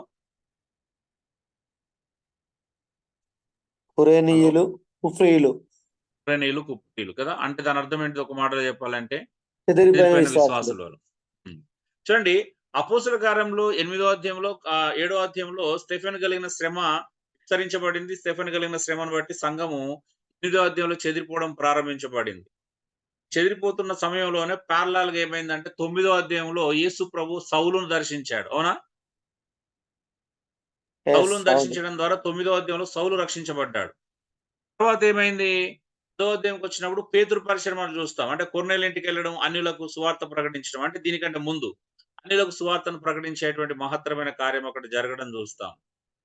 11వ అధ్యాయంలో 8వ అధ్యాయందే కంటిన్యూ అవుతుంది. 8వ అధ్యాయంలో జరిగినటువంటి సంఘటన 11వ అధ్యాయంలో కంటిన్యూ అవుతుంది. చూడండి కంటిన్యూషన్ మీకు కనిపిస్తది. కాబట్టి లేఖనాలు చదువుతున్నప్పుడు ఈ కంటిన్యూషన్ చూడాలి. హ్మ్. 11, 22, 26 తర్వాత అప్పుడు ఎవరొచ్చారు అంటే బర్నబా మరియు పౌలొచ్చారు. అవునా అండి? వచ్చారా? అంటే ఎస్, ఫస్ట్ అవును. బర్నబా వచ్చాడు. బర్నబా వచ్చిన తర్వాత ఏమైంది? బర్నబా ఎళ్ళిపోయి పౌలుని కనిపెట్టుకొని పౌలుని తీసుకొనొచ్చాడు. అయితే మీరిది ఈ సీక్వెన్స్ ఆలోచించండి. బర్నబా మరి పౌలొచ్చిన తర్వాత ఏం చేశారు? ఆ సంవత్సరం అంతా వాక్యం బోధించిరండి. ఎంతకాలం బోధించిరంట? సంవత్సర కాలం. సంవత్సర కాలము. ఇట్లొచ్చాడా ఎళ్ళిపోయారా అండి వాళ్ళు? లేదండి, ఎక్కువ కాలం ఉన్నారు. 12 నెలలు. 12 నెలలండి. ఒక సంవత్సరం అంత ఉండి వాక్యం బోధించిరు. మరి బోధిస్తేనే కదా శిష్యులయ్యేది. అవునా? కనీసం ఈ సంవత్సరం రోజు గంట ఇయమన్నా కొంతమందికి ఇబ్బందయితుంది రోజు. అవునా? ఒక గంట గూడా అంటే సిస్టమేటిక్‌గా కదలకుండా కూర్చోలేని వాళ్ళున్నారు మన గ్రూప్‌లో. నిజమా కాదండి? అవునండి, అవును. మధ్యలో బ్రష్‌లేసుకుంటున్నారనికెళ్తున్నరో, స్నానాలు చేయడానికెళ్తుర్రో, పిల్లలు కడగడానికెళ్తుర్రో, ఏం జరుగుతుందో తెలవదు. ఒక గంట కదలకుండా కూర్చునే వాళ్ళు కూడా మన దగ్గరున్నారు. బాధనిపిస్తది. ఎందుకంటే ఒక సంవత్సరం అంతా ఆళ్ళ అపోస్తులు వాక్యం బోధిస్తే గాని అంత్యోకయలో ఒక బలమైన సంఘం తయారు కాలే. అవునా? అవునండి, అవును. అప్పుడు 13 అధ్యాయంలో 12వ అధ్యాయంలో ఏం జరిగింది? 12వ అధ్యాయంలో పేతురు, యోహాన్లు అరెస్ట్ చేయబడడం, సంఘం అత్యాసక్తి వారి కోసం ప్రార్థన చేయడం అనేది 12వ అధ్యాయంలో చూస్తాం. మళ్ళీ 13వ అధ్యాయంలో మళ్ళీ అపోస్తులైన పౌలు పరిచర్య చూస్తాం చూడండి. ఇంకా 12 తర్వాత పేతురు కనిపించాడు. 12వ అధ్యాయంతో పేతురు చాప్టర్ క్లోజ్. అవునా అండి? హలో! అన్నా, అవును. 12వ అధ్యాయం చివరిగా పేతురు గురించిన పరిచర్య 12వ అధ్యాయంతో క్లోజ్‌గా. 13వ అధ్యాయం నుంచి ప్రారంభిస్తే కంటిన్యూ పౌలే కనిపిస్తాడు ఇంక చివరి అధ్యాయం వరకు. అవునా? ఎస్, అవును. అంటే పరిచర్య క్లోజ్ అంటే దాని అర్థం అది కాదు. టైం కూడా ఒకటి అయిపోయింది. ఓకే. అపోస్తల కార్యం 13, 1-3లో ఏం జరిగింది? సంఘము పౌలు, బర్నబాను పంపించేసింది. పరిశుద్ధాత్మ దేవుడు వచ్చి ఏమన్నాడు ఇగ చాలు. పౌలు, బర్నబాను మీ దగ్గర ఉంచుకున్నది చాలు. ఇప్పటికి సంవత్సరం అయింది. 12 నెలలు గడిచింది. అవునా? 12 నెలలు పౌలు, బర్నబాలు సంఘానికి బోధించటం ద్వారా సంఘంలో బోధకులు తయారయ్యారు. ప్రవక్తలు తయారయ్యారు. ఆమేన్. తయారయ్యారా అండి? అవునన్నా, సిద్ధపరిచారు. సిద్ధపరిచారు. అందుకే మీరు మొదటి అధ్యాయం వచనంలో చూస్తారు. అక్కడ అనేక మంది బోధకులు, ఆ! అనేక మంది ప్రవక్తలు ఉన్నట్టుగా చూస్తాం. నిజమా? ఎస్, అవును. సో, వీళ్ళు బోధించడం ద్వారా అక్కడ కొంతమంది నాయకులుగా ఎదిగిన వాళ్ళు సిద్ధమయ్యారు. వీళ్ళు 14వ అధ్యాయంలో పరిచర్యకెళ్ళి తిరిగొచ్చిన తర్వాత అప్పుడు సంఘంలో కొంతమందిని అక్కడ సిద్ధపడిన వాళ్ళని నాయకులుగా నియమించేసి ఆ సంఘానికి అప్పగించేసొచ్చారు. అవునా అండి? ఎంత అద్భుతంగా ఎస్, ఉందండి అవును. పరిచర్య. కనుక రోమా నుండి పెంతెకోస్తు పండుగ సందర్భమున యెరూషలేమునకు వచ్చిన యూదులు మరి యూదులుగా మారిన వారిలో అనేకులు పెంతెకోస్తు దినాన మారుమనసు పొంది మరలా తమ స్వస్థలమైన రోమాకు వెళ్లి సహవాసం ఆరంభించి ఉండవచ్చునని బైబిల్ పండితులు నమ్ముతారండి. ఎందుకంటే వాస్తవమే గదా! రోమా చుట్టుపక్కల అనేకమైన ప్రాంతాల నుంచి పెంతెకోస్తు పండుగకే చాలా మంది యెరూషలేముకి వచ్చారు. ఇదైతే వాస్తవమేనా? అవునన్నా హలో! వాస్తవం. అవును. అవును. అక్కడ చాలా మంది దేశ ప్రజల పేర్లు కూడా రాయబడి ఉన్నాయి. అపోస్తల కార్యం 2వ అధ్యాయంలో పరిశుద్ధాత్మ దేవుని పొందుకున్నప్పుడు అక్కడ వీరు ఏ ఏ భాషలతో మాట్లాడారు, ఏ దేశ భాషలతో భాషలతో మాట్లాడారు. అక్కడ అనేకమైన దేశాల పేర్లు మనం చూస్తాం. వాళ్ళే మళ్ళీ ఏమైందంటే స్టెఫెన్ కలిగిన శ్రమను బట్టి చెదిరిపోయారు. వాళ్ళ ఎవరి పట్టణాలకు వాళ్ళు వెళ్ళిపోయారు. చెదిరిపోతున్న వాళ్ళు కాముగా లేరు వాళ్ళు. సువార్తను ప్రకటించుకుంటూ ఎళ్లారు. మరి రోమాలో సంఘం ఎలా స్థాపించబడింది అనుకున్నారో అలాగే స్థాపించబడింది. రోమాలోకి అపోస్తులు ఎళ్ళలేదు అప్పటి వరకు. ఎళ్లారా అండి ఎవరైనా? హలో! చెదిరిపోవడం వల్లనే ఎళ్ళిరన్న. చెదిరిపోయిన వాళ్ళు ఎళ్లారు తప్పించి అపోస్తులు ఎళ్ళలే కదా! యెస్. యెస్. ఎళ్ళలేదు. సో, చెదిరిపోయిన వారు అక్కడ చెదిరిపోయి సంఘాలను స్థాపించిన తర్వాత, పౌలు లాంటి వాళ్ళకి ఆ సంఘాల పరిస్థితులు విన్న తర్వాతనే పౌలు లేఖలు రాయడం ప్రారంభించాడు. అందుకే రోమ పట్టణానికి లేఖ రాశాడు. కానీ పౌలు అప్పటికి కూడా రోమాను దర్శించలే కదా! ఆ పట్టణానికి లేఖ రాసినప్పుడు ముందుగానే దాని ముందు ఎప్పుడు కూడా ఆయన అంతవరకు రోమాకు వెళ్లి ఉండలేదు. వెళ్ళాడా అండి? వెళ్ళలేదు కాబట్టే వాళ్ళని పదే పదే చూడాలని ఆశ కలిగి, వారికి పదే పదే ఏదన్నా మీకు కృపావరం ఇవ్వాలని ఆశ కలిగి ఉన్నాను అనే మాటలు నొక్కి చెప్పడం మనం చూస్తాం. అంత మాత్రమే కాదు రోమాకు వెళ్ళడానికి పౌలుకు అనేకమైన ఆటంకాలు ఎదురైనట్టుగా కూడా చూస్తాం. సో, పౌలు పరిచయలో కొన్ని ఆటంకాలున్నాయి. కొన్నిసార్లు సువార్త ప్రకటించడం అనే ఆటంకం వలన రోమ పట్టణానికి వెళ్ళలేకపోయాడు. కొన్నిసార్లు దుష్టుడే సాతానే ఆటంకపరిచాడని చెప్పాడు. కొన్నిసార్లు పరిశుద్ధాత్మ దేవుడు ఆటంకపరిచాడు కొన్ని ప్రాంతాలకెళ్ళకుండా. అవునా? ఆటంకాలు రకరకాలుగా ఉంటాయండి. కొన్నిసార్లు దేవుడే ఆటంకపరుస్తాడు. కొన్నిసార్లు దుష్టుడు ఆటంకపరుస్తాడు. దుష్టుడు ఆటంకపరచడం అంటే అనారోగ్యము, ఆర్థిక ఇబ్బందులు మొత్తం కదలకుండా చేయడం అట్లా జరగవచ్చు. ఏదో రకంగా ఆటంకపరుస్తాడు. కొన్నిసార్లు సువార్తము వారు చేయబడినటువంటి భారపడుతున్న పరిచర్యనే ఆటంకంగా ఉంటుంది కొంతమందిని కలవకుండా ఉండటానికి. నిజమేనా? సో, ఇది తర్వాత చూద్దాం. అంటే నాయకులుగా అంటే ఎదుగుతున్నప్పుడు మాకెందుకు ఆటంకాలు వస్తాయని బైబిల్‌లో చూసినప్పుడు నిజమే అలాంటి చాలా సార్లు ఆటంకాలు ఎదుర్కొన్నాం కొన్ని ప్రాంతాలకెళ్ళకుండా. సో, సారాంశం ఏంటి? ప్రతి ఒక్కరు పరిచర్య చేయుటకు పిలువబడ్డారు. అవునా? కాదా? హలో! అన్న పిలువబడ్డారన్న. అవును. పిలువబడ్డారన్న. పరిచర్య చేయుటకు ప్రతి ఒక్కరికి పిలుపు మరి వరం ఉన్నది. ఉందా? పిలుపు వరములు మరి కొద్దిమందికే ఇవ్వబడతాయా? అందరికీ అందరికున్నది. అన్న అందరికీ. ఒక్కొక్క తలాంతు సో, అందరికి అందరికి. పిలుపు ఉంది కాబట్టే వరం కూడా అందరికి ఇవ్వబడ్డాయి. అవునా అండి? అంటే రక్షణ పిలుపులోనే సేవా పిలుపు దాగి ఉంది అని అందుకే చెప్పాను. మీకు పిలుపు అనేది 2 లేవు మనకు కదా! రక్షణ పిలుపులోనే సేవా పిలుపు అనేది ప్రతి విశ్వాసికి దాచబడి ఉంది. ఉందంటారా? లేదంటారా? అవునన్న ఉన్నదన్న. అందరికి. ఉన్నది. ఉన్నది. కాబట్టి రక్షణ పిలుపు వేరే, సేవా పిలుపు వేరే ఉండదండి. ప్రతి క్రైస్తవుడు సంఘమునకు మరియు లోకానికి లేదా సమాజానికి పరిచర్య చేయడానికి బద్ధుడై ఉన్నాడు. చేయాలా? వద్దా? ఖచ్చితంగా చేయాలి. చేయాలి. ఖచ్చితంగా. విశ్వాసైన ప్రతివాడు తన స్థానిక సంఘానికి సేవ చేయాలి. అలాగే లోకానికి కూడాము సేవ చేయాలి. అవునా?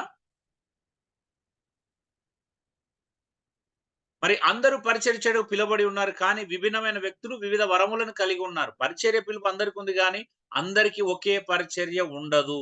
ఏమంటారు? ఉంటుందా? లేదన్న. వేరు వేరు పనులన్న. కాలు చేసే పని వేరు కాలు, వేరు చెయ్యి చేసే వరములు, పని వేరు వేరు వేరు. వేరు పనులున్నాయి. కానీ దౌర్భాగ్యకరమైన స్థితి ఏందంటే నేడు పిలుపు అనగానే అందరూ పాస్టర్‌లే అయిపోతున్నారు. పరిచర్య అంటేనే చాలా మంది ఎందుకు మరి పాస్టర్ పరిచయను ఎన్నుకుంటారో ఎప్పుడన్నా ఆలోచించారా? 18 ఏళ్ల కాంచి మొదలుపెడితే 16 ఏళ్ల కుర్రాళ్ళ నుంచి మొదలుపెడితే ఏ వయసోళ్ళైనా 60 ఏళ్ల వరకు అందరూ పిలుపు అనగానే ఏది అనుకుంటున్నారండి? పాస్టర్ అయిపోవడమే అనుకుంటున్నారు. అవునా? కాదా? చెప్పండి. అవునన్న అదొకటే హైలైట్ చేస్తుర్రు. మరి మిగతా పరిచయాల సంగతి ఏంటి? దేవుడు తన చెప్పేవాళ్ళు ఆత్మను అట్లా చెప్తున్నారు. హ్మ్. దేవుడు తన ఆత్మను ప్రతి విశ్వాసి రక్షణలో ఎదుగుటకు మరి పరిచర్య చేయుటకు అనుగ్రహింపజేశాడు. అవునండి? పరిశుద్ధాత్మ దేవుని యొక్క బాధ్యత ఒక వ్యక్తిని రక్షణలో మాత్రం ఎదిగింపజేయడమా? పరిచర్య కూడా చేయించడమా? 2 అన్న 2. 2 కదా! ఒకవైపు రక్షణలో ఎదుగుతూ మరొక వైపు పరిచర్య విధానాన్ని కూడా చేపట్టాలి. స్థానిక సంఘంలో ఉన్నప్పుడు సంఘానికి సేవ చేయాలి. బయటికెళ్తే సమాజంలో కూడా సువార్తను ప్రకటించేటువంటి ఆ మహత్తరమైన బాధ్యతను కూడా తీసుకోవాలి. సో, 4 పాయింట్లు చూసాం ఇప్పటివరకు. అందరికీ పరిచర్యక పిలుపులో 4 పాయింట్లు చూసినాం. ఒకటి యాజకత్వం చూసాం. రెండోది సంఘములో అందరికి పరిచర్య. అంటే ఏమంటారు? శరీర సంబంధమైనటువంటి అంటే శరీర అవయవాల పరిచర్య చూసాము. మూడోది శుద్ధాత్మ దేవుని పరిచర్య చూసాం. నాలుగోది గొప్ప ఆదేశం గ్రేట్ కమిషన్ కూడా చూసాం. ఇప్పుడు మీకు ఇంకొక ఆశ్చర్యం కలిగించే విషయం చూపిస్తున్నాను. నాయకుల యొక్క పరిచయం చూద్దాం. మరి సేవకులు మరియు విశ్వాసుల మధ్యనున్న సాంప్రదాయపరమైన అవగాహన ఏంటిది? అసలు ట్రెడిషనల్ గా ఉన్నటువంటి అవగాహన ఏంటిది, వాక్యానుసారంగా ఉన్నటువంటి విషయాలు ఏంటో కూడా మనం చూద్దాం. అవునండి. ఇప్పుడు సమాజంలో సేవకులకు విశ్వాసులకు మధ్యలో వ్యత్యాసం ఉందంటారా లేదంటారా? సమాజంలో చాలా వ్యత్యాసం ఉన్నదన్న. ఎలాంటి వ్యత్యాసాలు చెప్పగలుగుతారా? సేవకులు అనగానే సేవ- వాళ్ళకున్న ఐడెంటిటీ ఏంటి? సేవకులు అనగానే వారికున్న ఐడెంటిటీ ఏంటి? సమాజంలో వాళ్ళకి ఇవ్వబడిన ఐడెంటిటీ. సరే నేను పెట్టేస్తున్నా, మీరు కావాలంటే ఇవన్నీ చెక్ చేసుకోండి అవునో కాదో. చూడండి, సమాజంలో క్రైస్తవ సమాజంలో ఒక భయంకరమైనటువంటి వ్యత్యాసం తీసుకొచ్చారు. అదేంటిదంటే సేవకులు అంటే క్లెర్జీ అని పిలుస్తారు. క్లెర్జీ, లేయిటీ అంటే విశ్వాసులు, ద కామన్ పీపుల్. మన ఇంట్రడక్షన్ లీడర్‌షిప్ లో చెప్పినప్పుడు ఈ క్లెర్జీ, లేయిటీ అనే పదాలు మీకు చూపించడం జరిగింది. సో క్లెర్జీ అంటే పండితులు అన్నట్టుగా ప్రత్యేకించబడిన వారు. లేయిటీ అంటే ప్రత్యేకించబడిన వారు కాదు, వాళ్ళు సాధారణ ప్రజలు అని. ఇక్కడ ఏం తీసుకొచ్చారు? నెంబర్ 1, సేవకులు అంటే తర్ఫీదు పొందినవారు, విశ్వాసులు అంటే తర్ఫీదు పొందని వారు. ఇదొక వ్యత్యాసం ఉంది. అవునా అండి? ట్రైన్డ్, వీళ్ళు ట్రైన్డ్ కాదు. అవునా? మేము ట్రైన్డ్ అండి. మేమేమనుకున్నాం, బైబిల్ ట్రైనింగ్ చేసి వచ్చినాం. మీరు చేసి వచ్చారా? ఈ వ్యత్యాసం ఉందా లేదండి? వాస్తవానికి దేవుడు యేసుప్రభు అందరికి ట్రైనింగ్ ఇవ్వమన్నాడా? కొంతమందికి ఏమన్నాడా? అందరికి అందరిని ట్రైన్ చేయమన్నాడు. ఈ కొంతమంది ట్రైన్ అయ్యి చేంజ్ చేస్తున్నారు, గర్విస్తున్నారు. మేము ట్రైనింగ్ అయిన వాళ్ళు, మీకు ట్రైనింగ్ లేదు అని. గర్విస్తున్నారా లేదా? తేడా ఉందా? రెండోది, అవునన్నా, అవును మేము వాస్తవం. ప్రత్యేకింపబడిన వారం. మీరు మాలాగా ప్రత్యేకింపబడిన వారు కాదు. ఉందా ఈ తేడా? హలో. అవునన్నా, సమాజంలో చాలా ఉన్నదన్న. అవును వాస్తవం. ఆ. మూడో వ్యత్యాసం, మేము పిలువబడిన వారం, మీకు పిలుపు లేదు అనే వ్యత్యాసాన్ని క్రియేట్ చేసినామా లేదా? డిస్క్రిమినేషన్ అంటారు. వీటిని ఏమంటారు? డిస్క్రిమినేషన్స్. సంఘాలు ఇవన్నీ అవునన్నా, వాస్తవం. ఎందుకండి, ఇప్పటికి కొన్ని పెద్ద పెద్ద సంఘాలు పులిపీట మీదకి రానివ్వరండి సామాన్య ప్రజల్ని. ఇండిపెండెంట్ చర్చెస్ లో, మెయిన్ లైన్ చర్చెస్ లో అయితే చాలా సీరియస్ గా ఉంది. ఇండిపెండెంట్ చర్చెస్ లో కూడా రానివ్వరు. పులిపీట మీద అంగి రానివ్వరు. అవునా? లేకపోయినా రానియరన్న. ఆ. అంగి పాస్టర్ అయినా అంగి లేకపోతే రానియరు. ఉమ్. అండి, వ్యత్యాసాలు ఉన్నాయా? అంత మాత్రమే కాదండి, వస్తువులు కూడా వాడనియ్యరు. ఎందుకంటే వస్తువులను అభిషేకించుకుంటారు సంఘంలో. విచిత్రంగా ఏంటంటే, నిన్న ప్రవీణ్ అన్న చెప్పినట్టు, ప్రవీణ్ అన్న వాళ్ళే ఒక సంఘానికి మెయిన్ లైన్ చర్చికి గిటార్ గిఫ్ట్ ఇచ్చారంట.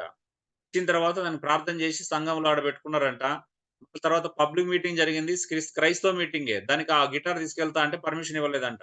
ఇది అభిషేకించబడిందండి, ఇక్కడే ప్రార్థన చేసింది, అది ఇక్కడే వాడబడాలి, అది బయటికి తీసుకెళ్ళడానికి పర్మిషన్ లేదు అన్నారంట. అలాగే కాదండి, ఒక గిటార్ అని కాదు, నేను స్వయంగా చూసిన. ఆ పుల్పిట్ ఉంటది కదండి, పుల్పిట్ మీద ల్యాప్టాప్ పెట్టుకొని ఇవ్వలేదండి. అది అభిషేకించబడింది, దాని మీద ల్యాప్టాప్లు పెట్టుకోవద్దు, బైబిల్ తప్పించని అన్నారు ఒక సంఘంలో వాక్యం చెప్పడానికి వెళ్తే. అజ్ఞాన సో మూర్ఖత్వం. అది టూ మచ్. ఆడ కానుక పెట్టి ఉంటది చూడండి. ఆడ ప్రొజెక్టర్ పెట్టుకోవడానికి ఏం లేదండి. కానుక పెట్టె మీద క్లాత్ కాసి దాని మీద ప్రొజెక్టర్ పెడితే నేను బయటికెళ్ళి వచ్చేసరికి ప్రొజెక్టర్ కింద ఉంది, ఆ కానుకల పెట్టె మాయమై ఉన్నది. అక్కడ ఉన్న ఒక తమ్ముడిని అడిగితే, అన్న పాస్టమ్మ గారు దాన్ని తీసుకెళ్ళిర్రు అన్న, అది అభిషిక్తులు అంట, అది దాన్ని అభిషేకించబడిందంట, దాన్ని ముట్టుకోవద్దంట అన్నాను. అమ్మో అనుకున్నాను. అంటే ఎంత అజ్ఞానం, మూర్ఖత్వం సంఘంలో ఉందో చూడండి. ఇట్లాగా పిలువబడిన వారు, చూపు లేని వాళ్ళు, ప్రత్యేకించబడిన మీరు సామాన్యులు ఎక్కడుందండి? నేను అంటే ప్రత్యేకించబడిన ఒక పరిచర్యలో ప్రత్యేకించబడేటువంటి స్పెషలైజేషన్ ఉండడం వేరు. ఇప్పుడు అంతేగాని నువ్వు వాళ్ళు కూడా ప్రత్యేకించబడిన వాళ్ళ కాదండి. ప్రతి విశ్వాసి ప్రత్యేకించబడిన వాడేనా కాదా? నిర్జీవమైన వాటికి ప్రాధాన్యత ఇస్తారన్న వాళ్ళు, జీవం గల దానికేమో ప్రాధాన్యత ఇవ్వట్లేరు. ఇవ్వట్లేదు కదా! ఇంత భయంకరమైన విషయం ఆలోచించండి. బైబిల్ ప్రతి విశ్వాసిని దేవుడు ప్రత్యేకపరుచుకున్నాడా లేదా అండి?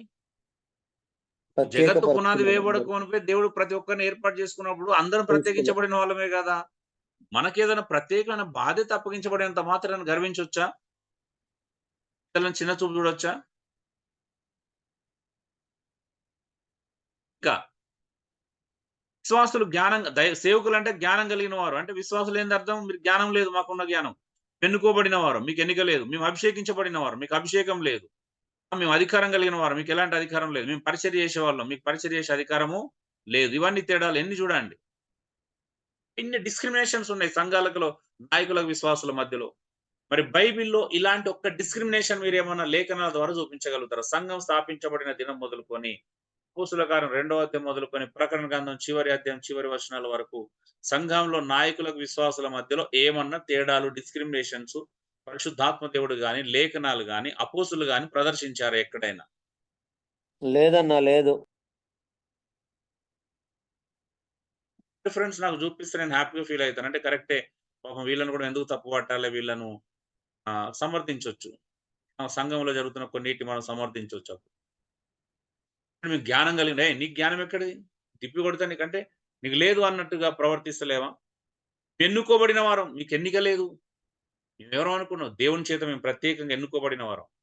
నాకు ప్రవచనం ద్వారా పిలుపుంది. దర్శనం ద్వారా పిలుపుంది. కళ ద్వారా పిలుపుంది. నిన్నెవరైనా పిలిచారా అట్లా? సేవ చేయి. కుమారుడా రా నా సేవ చేయమని నీకు అట్లా పిలిచారా? నీకు అట్లాంటి ఎన్నిక ఉందా? లేదు. మేము అభిషేకించబడిన వారం. మా నెత్తి మీద తైలాభిషేకం పొందుకున్నాం. నెత్తి మీద ఎవరైనా నూనె బట్టి అభిషేకించారా? మాకున్న అభిషేకం ఉందా మీకు? లేదు. మేము అధికారం కలిగిన వారం. మేమేమైనా చేసే మాకు దేవుడు అధికారం ఇచ్చాడు. మీకు అలాంటి అధికారం లేదు. కూర్చోవాలంతే విశ్వాసులు. మేము పరిచర్య చేసేవారు. మీకు పరిచర్య చేయకూడదు మీరు. మిమ్మల్ని ఎవరు చేయమన్నారు? మీరు పరిచర్య చేయలేదు. మాకు ఊడిగా మాత్రమే చేయాలి. ఉపచారం చేయాలి గాని పరిచర్య మాకు పరిచర్య చేయాలి మీరు. దేవునికి సేవ చేయకూడదు. అవునా? ఇలాంటి వ్యత్యాసాలు అందుకే కాళ్ళు నొక్కించుకోవడాల కాంచెల్లి ఇగ బైబిల్ మోయించుకోవడాల కాంచెల్లి, ఇంటి పని చేయించుకోవడం కాంచెల్లి, కార్లు, బంగ్లాలు ఇంట్లో ఊడ్చుకోవడం కాంచెల్లి, పిల్లల్ని స్కూల్ డ్రాపింగ్ చేయడం, కాయగూరలు తెప్పియడం కాంచెల్లి అన్ని పనులు విశ్వాసులతో చేపించుకుంటున్నారు. నిజమా కాదా చెప్పండి? ఊడిగం చేయించుకుంటారు. హ్మ్. ఇప్పుడు ఎంతో మంది ఊడిగం చేయించుకుంటున్నారండి. ఒకసారి లేఖనాలను చూద్దామా? ఎఫెసీ 4, 13, 14 ఏమన్నాడు? పరిశుద్ధులు సంపూర్ణులగునట్లంట క్రీస్తు శరీరం క్షేమాభివృద్ధి చెందుటకును, పరిచర్య ధర్మం జరుగుటకును ఆయన కొందరిని అపోస్తులు గాను, కొందరిని ప్రవక్తలు గాను, కొందరిని సువార్తికులు గాను, కొందరిని కాపర్లను గాను, ఉపదేశకులను గాను నియమించెను. మరి వీరందరి యొక్క ఉద్దేశ్యం ఏంది? యేసుక్రీస్తు నందు ఉన్న విశ్వాసులను అంటే పరిశుద్ధులను సంపూర్ణులను చేయుట. అంటే క్రీస్తులాగా మార్చుట. రెండోది క్రీస్తు శరీరం క్షేమాభివృద్ధి చెందుటకు వాళ్ళని తర్ఫీదు చేయాలి. మూడోది పరిచర్య ధర్మాన్ని నిర్వర్తించుటకు జరుగునట్లుగా వాళ్ళని ట్రైనింగ్ చేయాలి. ఇది కదండీ మరి అపోస్తులను, నాయకులను ఇచ్చింది. ఏం చేయాలో 3 విషయాలు జరిగేలా చూసుకోవాలి. ప్రతి విశ్వాసి క్రీస్తునందు పరిపూర్ణుడయ్యేలాగా సంపూర్ణుడయ్యే విధంగా ట్రైనింగ్ ఇవ్వాలి. రెండోది స్థానిక సంఘం క్షేమాభివృద్ధి చెందేలా చేయాలి. మూడోది పరిచర్య ధర్మం జరిగేలా చేయాలి. ఈ 3 నాయకుల యొక్క బాధ్యతలు. మరి ఎలా నిర్వర్తిస్తున్నారో మీరు ఒకసారి ఆలోచించండి. అంటే మొట్టమొదటిగా ప్రతి వ్యక్తి క్రీస్తులాగా మారాలి. రెండో భాగంలో సంఘంలో క్రీస్తు యొక్క శరీరం అభివృద్ధి చెందాలి. అంటే అవయవాలందరూ పని చేపించడం. మూడోది పరిచర్య ధర్మం జరగాలి. బయటికెళ్తే సువార్త ప్రకటన సాక్షులుగా జీవించడం, మన నైతికత, మన వ్యక్తిత్వ జీవితం ద్వారా మనము ప్రజలను ఇన్‌ఫ్లూయెన్స్ చేయగలిగినటువంటి స్థాయికి తీసుకెళ్లడము. ఇది కాదండి 3 జరగాల్సిన కార్యాలు జరగట్లేదు. చూద్దాం దేవుడు నాయకులు ఎందుకు నియమించెను? పరిశుద్ధులను సంపూర్ణులకు చేయుటకు, ఈ శరీరం క్షేమాభివృద్ధి చెందించుటకును, పరిచర్య ధర్మం జరుగుటను గదా! ఈ 3 కారణాల చేతనే దేవుడు నాయకులను నియమించాడు. కానీ నాయకులు ఏం చేస్తున్నారంటే సంఘాన్ని అలా తయారు చేయకుండా ఎవరి స్వార్థం కొరకు వాళ్ళు గుంపులను తయారు చేసుకొని, ఎవరి స్వార్థం కొరకు ఎవరి రాజ్యాలు వారు, ఎవరి కింగ్‌డమ్స్ వాళ్ళని కట్టుకుంటున్నారు. ఎవరి సంస్థానాలు వాళ్ళు స్థాపించుకొని, పెద్ద సింహాసనం వేసుకొని దాని మీద కూర్చొని అజామాయిషి చెలాయించడానికి ప్రయత్నం చేస్తున్నారు. వారి పరిస్థితి రేపు యేసుప్రభు ఎదుట నిలబడినప్పుడు ఎంత భయంకరంగా ఉంటదో ఊహించడమే కష్టంగా ఉంది. హ్మ్. దేవుని సంఘాన్ని నడిపించమంటే పరిపాలిస్తున్నారు. నాయకత్వం చేయమంటే నాయకత్వం చేయకుండా వాళ్ళు నచ్చినట్టుగా ప్రజలను గుప్పిట్లో పెట్టుకోవడానికి ప్రయత్నం చేస్తున్నారు. పిరమిడ్ ఆకారంలో ఒక సింహాసనాన్ని ఏర్పాటు చేసుకొని, ఆ సింహాసనం మీద కూర్చొని అక్కడ నుండి ప్రజలకు ఆజ్ఞలు జారీ చేస్తూ సంఘాన్ని కంట్రోల్‌లో పెట్టుకుంటున్నారు. చేయాల్సిన పనులు మాత్రం ఎవరు చేయట్లేదు. క్రీస్తులాగా మార్చే ప్రక్రియ లేదు. స్థానిక సంఘంలో ప్రతి అవయవాన్ని పరిచర్య చేయించే అనే ప్రోత్సాహం లేదు. ప్రేక్షకులు కూర్చుండబెట్టుకుంటున్నారు. బయటికెళ్ళి పరిచర్య ధర్మాన్ని వీరి ద్వారా చేయించడానికి బదులు మేమే ఎళ్తాం మాకు డబ్బులివ్వండి అని అడుక్కుంటున్నారు. అన్నిటికి వ్యతిరేకమండి. వాక్యంలో ఉన్న ప్రతి వాక్యానికి వ్యతిరేకంగానే ప్రవర్తించడం మనం చూస్తా ఉన్నాం. హ్మ్. ఈయన ఇవ్వబడిన లేఖనం మనకు తెలియజేయుచున్నది ఏంటి అనంటే, క్రీస్తు యొక్క శరీరంలో ప్రతి వ్యక్తి పరిచర్య చేయవలెను. అవునా అండి? యెస్. హలో! అవును. యెస్. అవునండి. ఈ వచనం తర్వాతనే అండి 4:16 రాయబడింది కదా! ఆయన శిరస్సై ఉన్నాడు. ఆయనలో సర్వ శరీరము చక్కగా అమర్చబడి, తనలోనున్న ప్రతి అవయవానికి ప్రతి అవయవము తనలున్న పరిమాణం చొప్పున పని చేయుచుండాలి. కదా! చేస్తున్నప్పుడు ప్రతి కీలు వలన కలిగిన బలం చేత అది అతకబడుతుంది. ద్వారా ఏమేందు క్షేమాభివృద్ధి చెందినట్లు శరీరానికి అభివృద్ధి కలుగజేసుకొనుచున్నది. అందుకే ఈ అపోస్తల కార్యం 4:11-13 వచనాలకి 4-15, 16 వచనాల మధ్యలో 14 వచనం ఒక హెచ్చరిక చేసింది. ఏంటో తెలుసా అండి? ప్రతి ఉపదేశమునకు అటు ఇటు కొట్టుకొని పోవచ్చు. అలల చేత ఎగరగొట్టబడిన వారమైనట్లుండక. 15వ వచనం వచ్చినప్పుడు ప్రేమ కలిగి సత్యము చెప్పుచు అన్ని విషయములలో క్రీస్తు వలె ఉండుటకు సాగిపోదు. అందుకే క్రైస్తవ్యానికి పునాది అండి సత్యము. ఆ సత్యాన్ని ప్రేమతో ప్రకటించటం ప్రతి విశ్వాస యొక్క బాధ్యత. ప్రేమతో చేయాలండి పని. లాభం కోసమో, స్వలాభం కోసమో, కీర్తి కోసమో, లేకపోతే డబ్బుల కోసమో చేసేది నిజమైన పరిచర్య కాదు. ప్రేమతోనే మీకు ఈ సత్యాన్ని మేము బోధించినట్లుగా మీరు కూడా ప్రేమతోనే ఇతరులకి సత్యాలను బోధించాలి. అపోస్తులు అదే చేశారు. మాకు అపోస్తుల మాదిరి, ఆ మాదిరిని తీసుకొని మీ మధ్యలోకి వచ్చాం.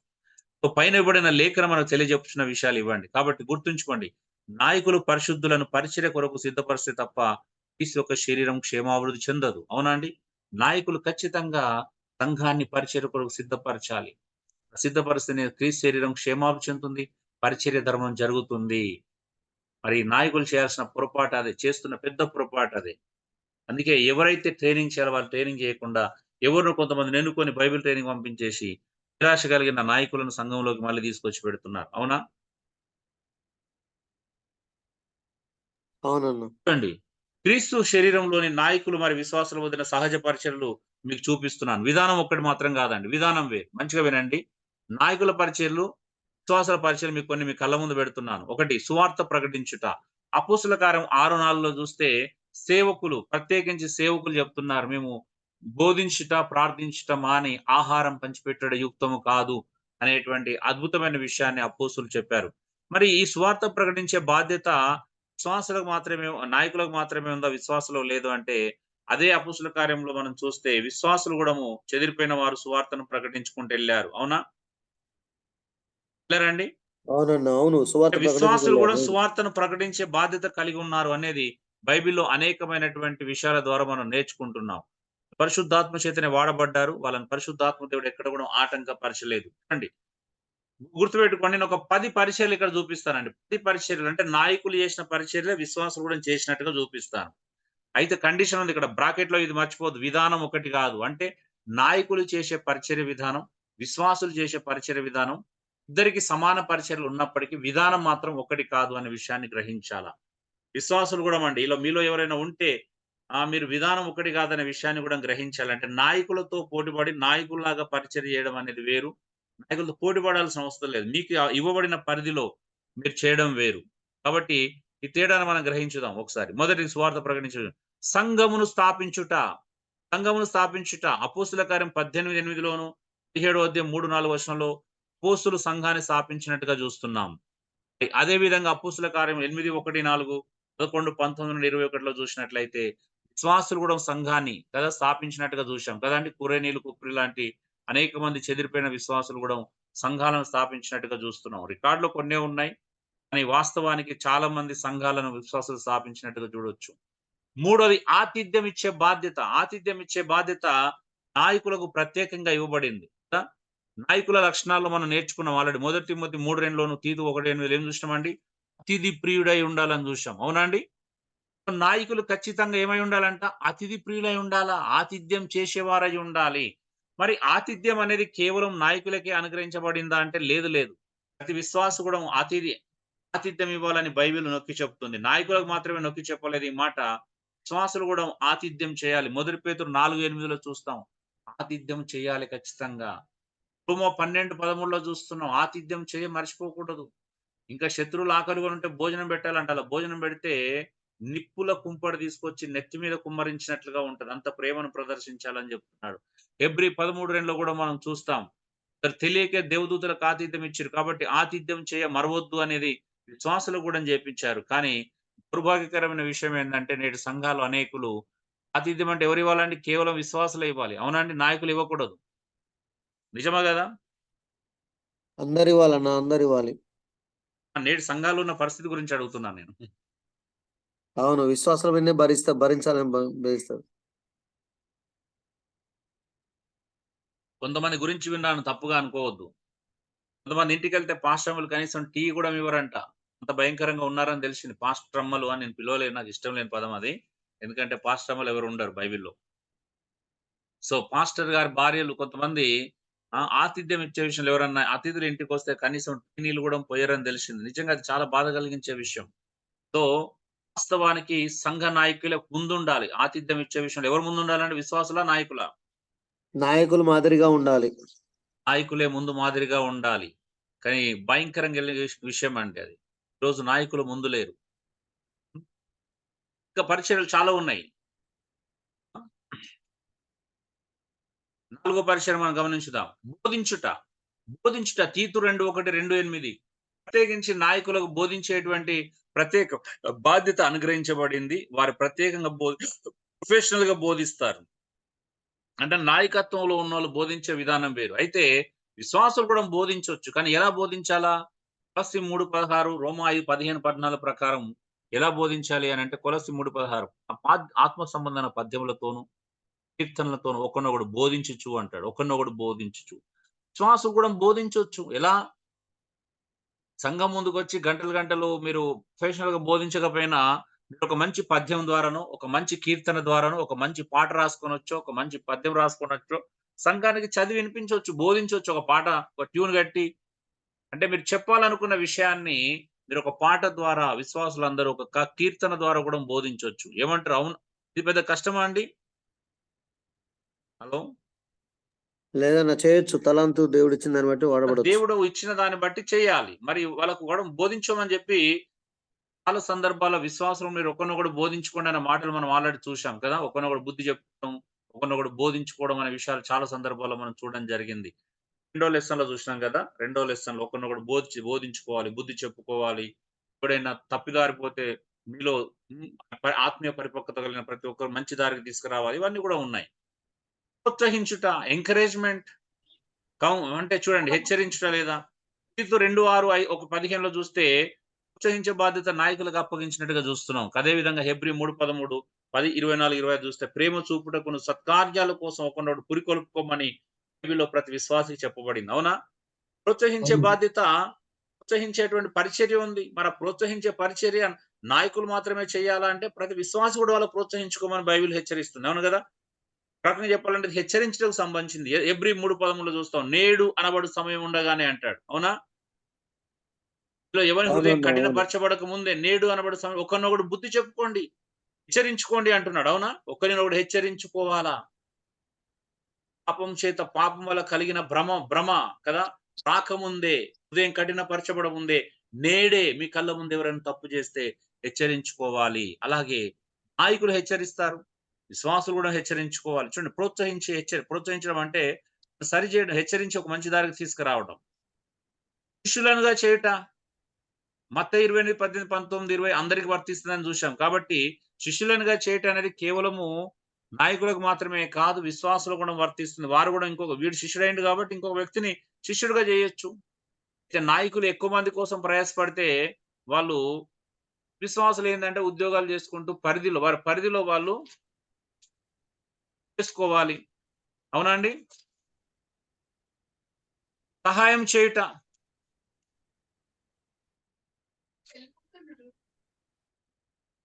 సహాయం చేయుట హెల్పింగ్.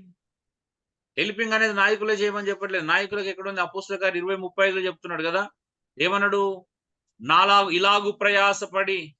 నాలాగు ప్రయాసపడి బలహీనలను సంరక్షింపవలనని మీకు మాదిరి ఉంచిపోయానని చెప్తున్నాడు. ఎవరికి? ఎఫెసు సంఘ పెద్దలకే చెప్పాడు. అంటే బలహీనులకు సహాయం చేయడానికి నాయకులు అవసరమైతే సంఘ కాపరులు పని చేయాలనేది పౌలు యొక్క ఉద్దేశం. అధికారం లేక కాదు, మీకు మాదిరి కోసమే మీ కళ్ళ ముందు మీకు పరిచయం చేసి చూపించానంటున్నాడు పౌలు. మరి హెబ్రీ 13:16, గలతీ 6:10లో మనం చూసినట్లయితే విశ్వాసులు కూడా విశ్వాస గృహమును చేరిన వారి మాత్రం కాదు, అందరి ఎడలను విశేషంగా విశ్వాస గృహమును చేరిన బలహీనులకు కూడా సహాయం చేయాలనే విషయాన్ని నొక్కి చెప్పడం మనం బైబిల్ అంతట్లో చూస్తున్నాం. అవునండి? ఎవరికన్నా కష్టం ఉన్నప్పుడు అంటే బలహీనులకి ఆర్థిక సంబంధం గాని ఇతర బలహీనులకు ఏం చేయాలి? సంఘ పెద్దలు మాత్రమే సహాయం చేయమని చెప్పబడిందా? కేవలం విశ్వాసులు మాత్రమే సహాయం చేయాలని చెప్పబడిందా? ఇద్దరికి చెప్పబడింది. అవునా అండి? అవును. హ్మ్. సో పని చేసి ఈవెన్ తెస్సలోనిక పౌల్లో ఏమంటాడు తెలుసా? దొంగిలించువాడు ఇక మీదట దొంగిలించకని మాట్లాడతాడు అక్కడ. దొంగిలించడం అంటే ఏంటో తెలుసా అండి? ఏ పని పాట లేకుండా తినడం గురించే మాట్లాడుతున్నాడు. ఏ పని పాట లేకుండా ఒక్క పూట తిన్నా గూడా అది దొంగతనంతో సమానమని చెప్పాడు పౌలు మరి. ఏం చేయమన్నాడు అలాగా? దొంగిలించువాడు ఇక మీదట దొంగిలించక తన స్వహస్తములతో కష్టపడి పని చేస్తూ తను తాను పోషించుకోవాలని చెప్తున్నాడు. ఖాళీగా తినడం గూడా దొంగతనం అని తెలుసా అండి మీకు? ఈ మాట చాలా మందికి నొప్పి కలిగించే విషయం. కానీ పౌలు చాలా వెరీ సీరియస్‌గా ఉన్నాడు ఈ విషయంలో. అందుకే తనతోటి ఉన్నప్పుడంట పని చేయని వాడు భోజనం చేయకూడదని ఆజ్ఞాపించాడంట. చేశాడా అండి? ఆజ్ఞాపించాడా అలాగా? అవునవునవును. మరి ఎవరైనా సీరియస్‌గా తీసుకుంటున్నారు. పౌలు దొంగ అన్నాడు. ఎవరు దొంగ అన్నాడో తెలుసా అండి? లిటిల్‌గా దొంగతనం చేసినోళ్ళని అనలేదు. పని పాట లేకుండా ఒక పూట తినడం కూడా దొంగతనం చేసినట్టే అంట. ఒప్పుకుంటారా దాన్ని? అవునన్నా ఇంకో వాస్తవం. అవును. ఎస్. అవునా కదా! నేను మొన్న దశమభాగం టైంలో వచ్చినప్పుడు నేను పని చేసుకొని తీసుకోమంటే కోపం వచ్చింది కొంతమందికి. అరే! పని చేసి అర్హత సంపాదించుకోమను. తప్పా అండి? తీసుకోవడం తప్పనలేదు కదా! కానుకలు. కానీ పని చేయాలని చెప్పాను. రోజు కనీసం 5, 6 గంటలన్నా పని చేయకుండా అర్హత ఎలా సాధిస్తారని అడిగాను. అవునా అండి? కోపం వచ్చింది గదా! అన్న ఇలా చెప్తున్నాడు, తప్పు చెప్తున్నాడు కానీ ఆ! అలా ఆవేశపడ్డారు చాలామంది.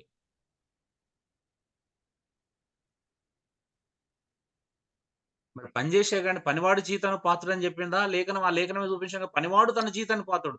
పనివాడన్నాడా? పని చేయకపోయినా పాత్రుడన్నాడా అండి? హలో! పని అంటే వాళ్ళు పనివాడు పనివాడు జీతం పనివాడు అన్నారు. ఏమనుకున్నారండి? పనివాడు. దేవుని సేవ పనివాడు మాత్రమే, వాక్యం చెప్పడమే పని అనుకుంటున్నారు.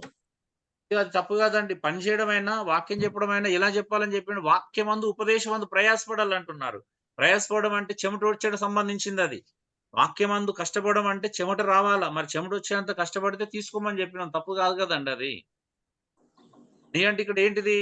డబ్బులొచ్చే పని గాదు. ఏదోనొక ఒక పని చేయమని అర్థం అక్కడ. నువ్వు సేవలో ఉన్నప్పుడు సేవైనా సిన్సియర్‌గా చేయాలి గదా! రోజు 5, 6 గంటలు కష్టపడాలి గదా! వాక్యమందు, ఉపదేశమందు. అవునయ్యా. అవునా? అది లేదు, అవునండి. ఇది లేదు. అదే అంటున్నా. మరి అది లేదు, ఇది లేదు నాకు జీతం గావాలంటే రైట్ కాదు గదండీ! మరి ఎందుకు ఫీల్ కావాలప్పుడు? నేను తప్పు నువ్వు బోధించానా? సేవకుడు తప్పు మాట పని జెప్పానా? జీతం కోసం చెప్తాం. నేనున్నదే సేవకుడిని. హ్మ్. జీతం కావాలిగా మరి. ఎట్లా? కుటుంబం ఎట్లా? ఇయన్నీ పని కాదు జే నేను అది అది గూడా పని జేసే తీసుకోమంటున్నాం గదండీ! పని జేయకుండా అర్హత లేదని మాత్రమే జెప్పినాం. పని జేసేటోళ్ళకి అర్హులనే గదా జెప్పింది. నేను పెద్దయ్యగారిని అభిషేకించబడి నువ్వు ఇన్ని చెప్తావా? నాకు ఇంతసేపు అసలు నా దగ్గర ఉండి మాట్లాడతావా నువ్వు? హ్మ్. అట్లా ఉందయ్యా. క్షమించాలండి. చాలా తప్పు క్షమించయ్యా. జేసినా. పెద్దల ముందు మాట్లాడకూడదు నేను. కానీ మరి తప్పులేదు. ఎస్. ఎస్. ఇట్లా ఉందయ్యా. చూడండి అది బాధ. ఏమనంటే చాలు. మరి తెస్సలోనికె చదవండి 5వ అధ్యాయం ఎంత ఉంటది? అంటాడంట. ఒకవేళ నీకు అవసరం లేదనుకుంటే ఇతరులకు సహాయం చేయడానికి పని చేయమన్నాడు పౌలైతే. అవునా? అదొస్తది ముందు ముందు ఇంకా. దీని గురించిన సందర్భంలో మనం చూస్తాం. ఎవరండి? అంతా అయిపోయినాక జాయిన్ అవుతుండు ఎవరు బ్రదర్. ఓకే. ఇంకో 2 పాయింట్లు చెప్పు. క్రమశిక్షణ చేయుట. అంటే ఒక తప్పు చేసిన వాడిని క్రమశిక్షణలో పెట్టడం. మొదటి తిమోతి 5:27 తీతు 1:13 ఇతర సందర్భాలు చూసినప్పుడు నాయకులంట ఒక పెద్ద తప్పు చేసినప్పుడు వాళ్ళని ఎలా క్రమశిక్షణలో పెట్టాలో చెప్తున్నాడు. లేదా పెద్ద మీద దోషారోపణ అంగీకరించకూడదు. 2, 3 సాక్షులు ఉంటేనే గాని అంగీకరించకూడదు. ఒకవేళ 2, 3 సాక్షులు ఉంటే మాత్రం అందరూ భయపడునట్లంట. అందరి ముందు భయపడునట్లు అందరి ముందట పెద్దలను హెచ్చరించమంటాడు. మొదటి కొరింథీ 5, 12, 13 మొదటి కొరింథీ 6వ అధ్యాయము మత్తయి సువార్త 18వ అధ్యాయం 15, 20 వచనాలలో సంఘం ఏకాభిప్రాయంతో కూడిన పరిపాలన చూశాం. సహోదరులు తప్పు చేస్తే సంఘానికి క్రమశిక్షణలో పెట్టే అధికారం ఉందంటారా? ఉందని చూసినామా? లేదని చూసామా? హలో! ఉందన్నా ఉంది. ఉందన్నా. ఆ! వెలివేయమన్నాడు పౌలైతే. ఆ దుర్మార్గుని మీలో నుండి వెలివేయండి. మీరు దేవదూతలకే తీర్పు తీర్చేవాళ్ళు, లోకానికే తీర్పు తీరుస్తారు. అలాంటిది ఈ జీవన సంబంధమైన విషయాలు తీర్పు తీర్చే అధికారం మీకు లేదా 100% ఉంది అన్నాడు కదా! వెలుబడి వారికి తీర్పు తీర్చడానికి మనకు అధికారం లేదు గానీ, దేవుడే తీర్పు తీస్తాడు. కానీ లోపల తప్పు చేస్తున్న వారిని వెలివేసే అధికారం మనకున్నట్టుగా మత్తయి సువార్త 18, 15, 20 వచనాల్లోను, మొదటి కొరింథీ 5వ అధ్యాయంలోను, మొదటి కొరింథీ 6వ అధ్యాయంలోను ఇన్ని విపులంగా చూసినాం అధ్యాయాలకి. ఇప్పుడు తప్పు చేసిన వ్యక్తులను క్రమశిక్షణలో పెట్టే బాధ్యత నాయకులకు మాత్రమే కాదు సంఘానికి ఇవ్వబడింది. స్వస్థపరిచే వరం కేవలం నాయకులకే ఉంటుందా? విశ్వాసులకు కూడా ఉంటుందా అండి? హలో! కష్టంగా ఉంది ఇది ఒప్పుకోవడం. విశ్వాసులకు కూడా ఉంటుంది. అందరికి ఉంటది అన్న, స్వస్థ అందరికి ఉంటది కదా దేవుడు ఎవరికి ఇవ్వాలనుకుంటే వారికి ఇస్తాడు. యాకోబు 5:14 కదా, మీలో ఎవడైనా రోగి అంటే సంఘ పెద్దలు వల్పించాలి. అయితే విశ్వాసులు ఎవరికి ప్రార్థన చేయాలా? లోపల ఉన్నాడు కాదు, అన్నిలకు ప్రార్థన చేయాలి. అవునా అండి? అర్థమవుతుందా? విశ్వాసం కూడా స్వస్థత ప్రార్థన చేయొచ్చు. ఎవరికి చేయాలా? ఫస్ట్ విశ్వాసికి నమ్మిన ప్రతి వారు అవిశ్వాసుల మీద చేతులు ఉంచినప్పుడు వాళ్ళు స్వస్థతను ఉంటారు అని చెప్పబడింది. అవునా?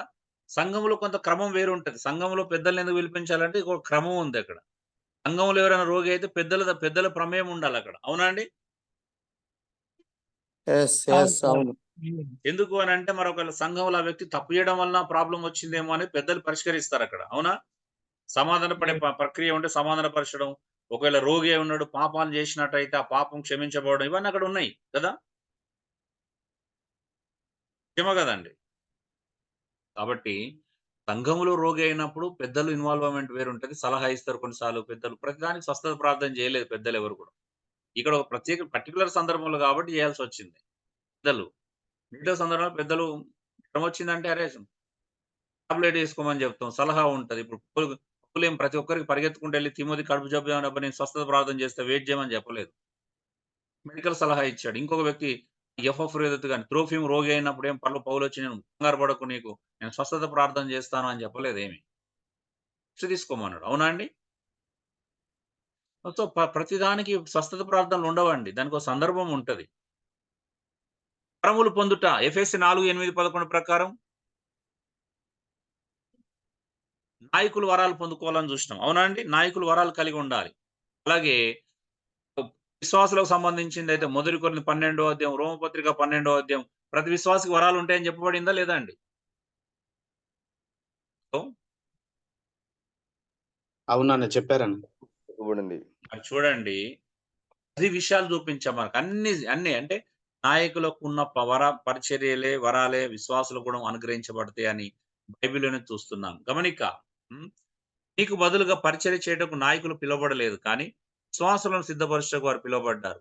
అంటే విశ్వాసుల స్థానంలో పరిచర్య చేయడానికి పిలవలేదండి. విశ్వాసులను పరిచర్య కొరకు సిద్ధపరచుటకు వారిని మనం పిలువబడ్డాం. సో, పరిశుద్ధులను సిద్ధపరిచి, శిక్షణ ఇచ్చి ముందుకు కొనసాగించుటకు బదులుగా నాయకులు వారి పరిచయం చేయటకు శిక్షణ పొందుచున్నారు. నాయకులు అంటే శిక్షణ ఇవ్వడానికి శిక్షణ పొందాలి. సిద్ధపరచడానికి సిద్ధపడాలి. పంపడానికి పంపబడాలి. అవునా కదండి? నాయకులు ఇప్పుడు మీరు ఎందుకు ట్రైనింగ్ అవ్వాలా? మీరు ఇతరులకు ట్రైనింగ్ ఇవ్వడానికి. మీరు ఎందుకు సిద్ధపడాలా? మీరు ఇతరులను కూడా పరిచయం సిద్ధపరచడానికి. ఎందుకు పంపబడాలంటే మీరు కూడా కొంతమందిని ఏదో ఒక రోజు తయారు చేసి పంపడానికి. అవునా? ఇవి జరగలేదు అంటే అర్థంలో ఉండదు. మనమే పంపబడాలి ఎప్పటికి.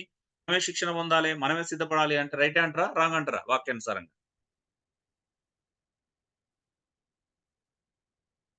మాట్లాడరు ఏంటండి? రాంగ్ అన్న. సో, కాబట్టి నాయకులు ఖచ్చితంగా శిక్షణ పొందాలి. ఇతరులకు శిక్షణ ఇవ్వాలి. నాయకులు సిద్ధపడాలి. అలాగే ఇతరులను సిద్ధపరచాలి. నాయకులు పంపబడాలి. అలాగే నాయకులు కూడా ఇతరులని పరిచర్య కొరకు పంపబడే స్థాయికి ఖచ్చితంగా పంపే స్థాయికి రావాలి. ఇప్పుడే సంఘము అద్భుతంగా ఉంటుంది. అందుకే సంఘములో పౌలు రాసిన పత్రికలలోని మొదటి వాక్కులను మీరు గమనించినప్పుడు కొత్త నిబంధన నాయకుల యొక్క ప్రాముఖ్యతను గురించి మనం ఏం చూడగలమని అంటే ఇది ఆల్రెడీ సంఘం ఏకాభిప్రాయంతో పడిన చూశాము. ఏముండదు. ఇన్ని లేఖనాలు ఉన్నాయి చూడండి. మొదటి వచనాలు మొదటి అధ్యాయాలు చదువుకోండి. ఏముంటది? సహోదరులను సంబోధిస్తూ అందరికీ ప్రాముఖ్యతనిచ్చారు. అందరిని గౌరవించారు. అందరిని ఒకే లెవెల్‌గా చూశారు. అంతేగాని మేము వేరుగా, మీరు వేరు అన్నట్టుగా అపోస్తులు ఎక్కడ సంఘాలను ట్రీట్ చేయకపోగా ఇంకా సంఘాలను పరిశుద్ధులను సంబోధిస్తూ మేము కేవలం క్రీస్తు దాసులమని సంబోధించుకున్నారు. అవునా అండి?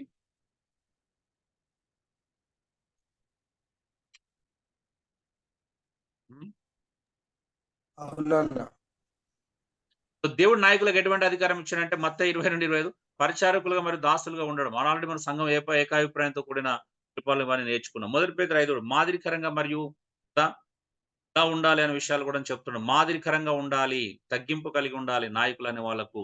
అయితే ఇవన్నీ నేను 4వ లెసన్‌లో మనం చూశాం కాబట్టి ఇక్కడ ఎంతవరకు చూడగలం అంతవరకే చూస్తున్నాం. కాబట్టి అన్ని సంఘములకు రాసిన పత్రికలన్నిటిలో ఎక్కువ సార్లు వాడబడిన పదం సహోదరులకు.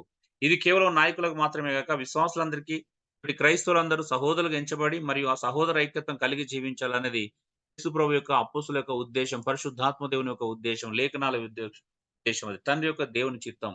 మన మధ్యలో ఏ పొరపచ్చాలు ఉండకూడదు. మనం అందరం సహోదరులము. ఎందుకంటే ఆ సహోదరులను పిలుచుకోకపోతే, అందరి సహోదరులుగా భావించకపోతే నష్టం కలుగుతుంది. విభేదాలు కలుగుతాయి. చూడండి ఇందులో వాక్యం 2 మాటలు చెప్తా. కొంచెం ఓపిక పట్టండి. 2 నిమిషాలు లేట్ అయినా కూడా. ఇందులో వాక్యానుసారమైనది ఏందంటే, ఆయన క్రీస్తు ఉండాలే. తర్వాత క్రీస్తు పరిచర్య చేయాలా. కింద విశ్వాసులు ఉండాలి. క్రీస్తుకు ఆ పరిచర్యకు మధ్యలో నాయకులు ఉండాలి. నాయకులకు విశ్వాసులకు పరిచర్య చేయాలా. ఇది రైటా? లేకపోతే ఈ మ్యాప్ రైటా? రెండోది క్రీస్తు పైనున్నాడు. క్రీస్తుకి నాయకులు ఇద్దరు గూడా సంబంధాన్ని నేరుగా డైరెక్ట్ కలిగి ఉంటారు. అయితే నాయకులు, విశ్వాసులు కలిసి లోకానికి పరిచర్య చేయాల. ఇది కరెక్టా? ముందుది కరెక్టా? హలో! ఇది కరెక్ట్ అన్న. ఇది కరెక్ట్ అన్న. మొదటి దానిలో ఏందంటే క్రీస్తు పైనుంటాడు. క్రీస్తు కింద నాయకులు ఉంటారు. నాయకులు ఏమంటే కింద విశ్వాసులు ఉంటారు. విశ్వాసుల కింద పరిచర్య ఉంటది. విశ్వాసుల పరిచర్య చేసేది. పరిచర్య విశ్వాసులు చేసేది. ఈ యొక్క విధానం బైబిల్ ప్రోత్సహిస్తుందా? బైబిల్‌లో ఈ విధానం కనిపిస్తుందా? క్రీస్తుకు డైరెక్ట్‌గా నాయకులకు, విశ్వాసులకు డైరెక్ట్ సంబంధం ఉంటుందా? లేకపోతే విశ్వాసుల క్రీస్తుకు మధ్యలో ఎవరన్నా మధ్యవర్తులు ఉంటారా? హలో! ఇంకెవరు మధ్యవర్తులు ఉండరు. ఎవరుండరు. అంటే శిరస్సైన క్రీస్తుకి నాయకులు మరియు విశ్వాసులకు సరి సమానమైనటువంటి సంబంధం కలిగి ఉంటారు.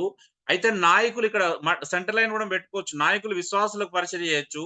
అయితే నాయకులు, విశ్వాసులు కలిసి ఎవరికి పరిచర్య చేయాలా? లోకానికి సేవ చేయాలి. లోకానికి వెలిగించాలి. లోకానికి సువార్త ప్రకటించడం అనేది చాలా చాలా ప్రధానమైనటువంటి విషయం. అన్న ఫస్ట్ సో స్లైడ్ ఒకసారి చూపించరన్న. ఫస్ట్ సైడ్ అంటే ఇదా? అయిపోయింది. ఇదేనా? దానికి ముందన్న. అదన్న. ఇదా? కాదన్న ఇప్పుడు ఇచ్చింది అన్న. ఫస్ట్ స్లైడ్ అంటే ఓకే అన్న. లాస్ట్ స్లైడ్ కదా, నువ్వు ఫస్ట్ అన్నావు ఇది. Okay. So dear brothers and sisters, ఇంతవరకు మేము క్లాస్ ముగించుకుంటున్నాం. సంపూర్ణ పరిచర్య ఉంది కదా మనకు, అది రేపటి నుండి ప్రారంభించుకుందాం. సంపూర్ణ పరిచర్య, ఫుల్ టైం మినిస్ట్రీ అంటే ఏంటి ఇంతకి అనేది రేపటి నుండి మనం చూస్తాం. సో ఆల్రెడీ ఇప్పటికి 7-8 క్లాసులు అయిన దీని మీద. ఇంకొక 2 క్లాసులు ఖచ్చితంగా ఉంటాయి, 2 లేదా 3. సో మనం నెక్స్ట్ వీక్ లో అది కంప్లీట్ అవుతుంది. ఆ తర్వాత మనం అద్భుతమైన లెసన్స్ ఉన్నాయి. హెర్మెనెటిక్స్ లాంటి అద్భుతమైన పాఠాలు కూడా మనకు ఉన్నాయి.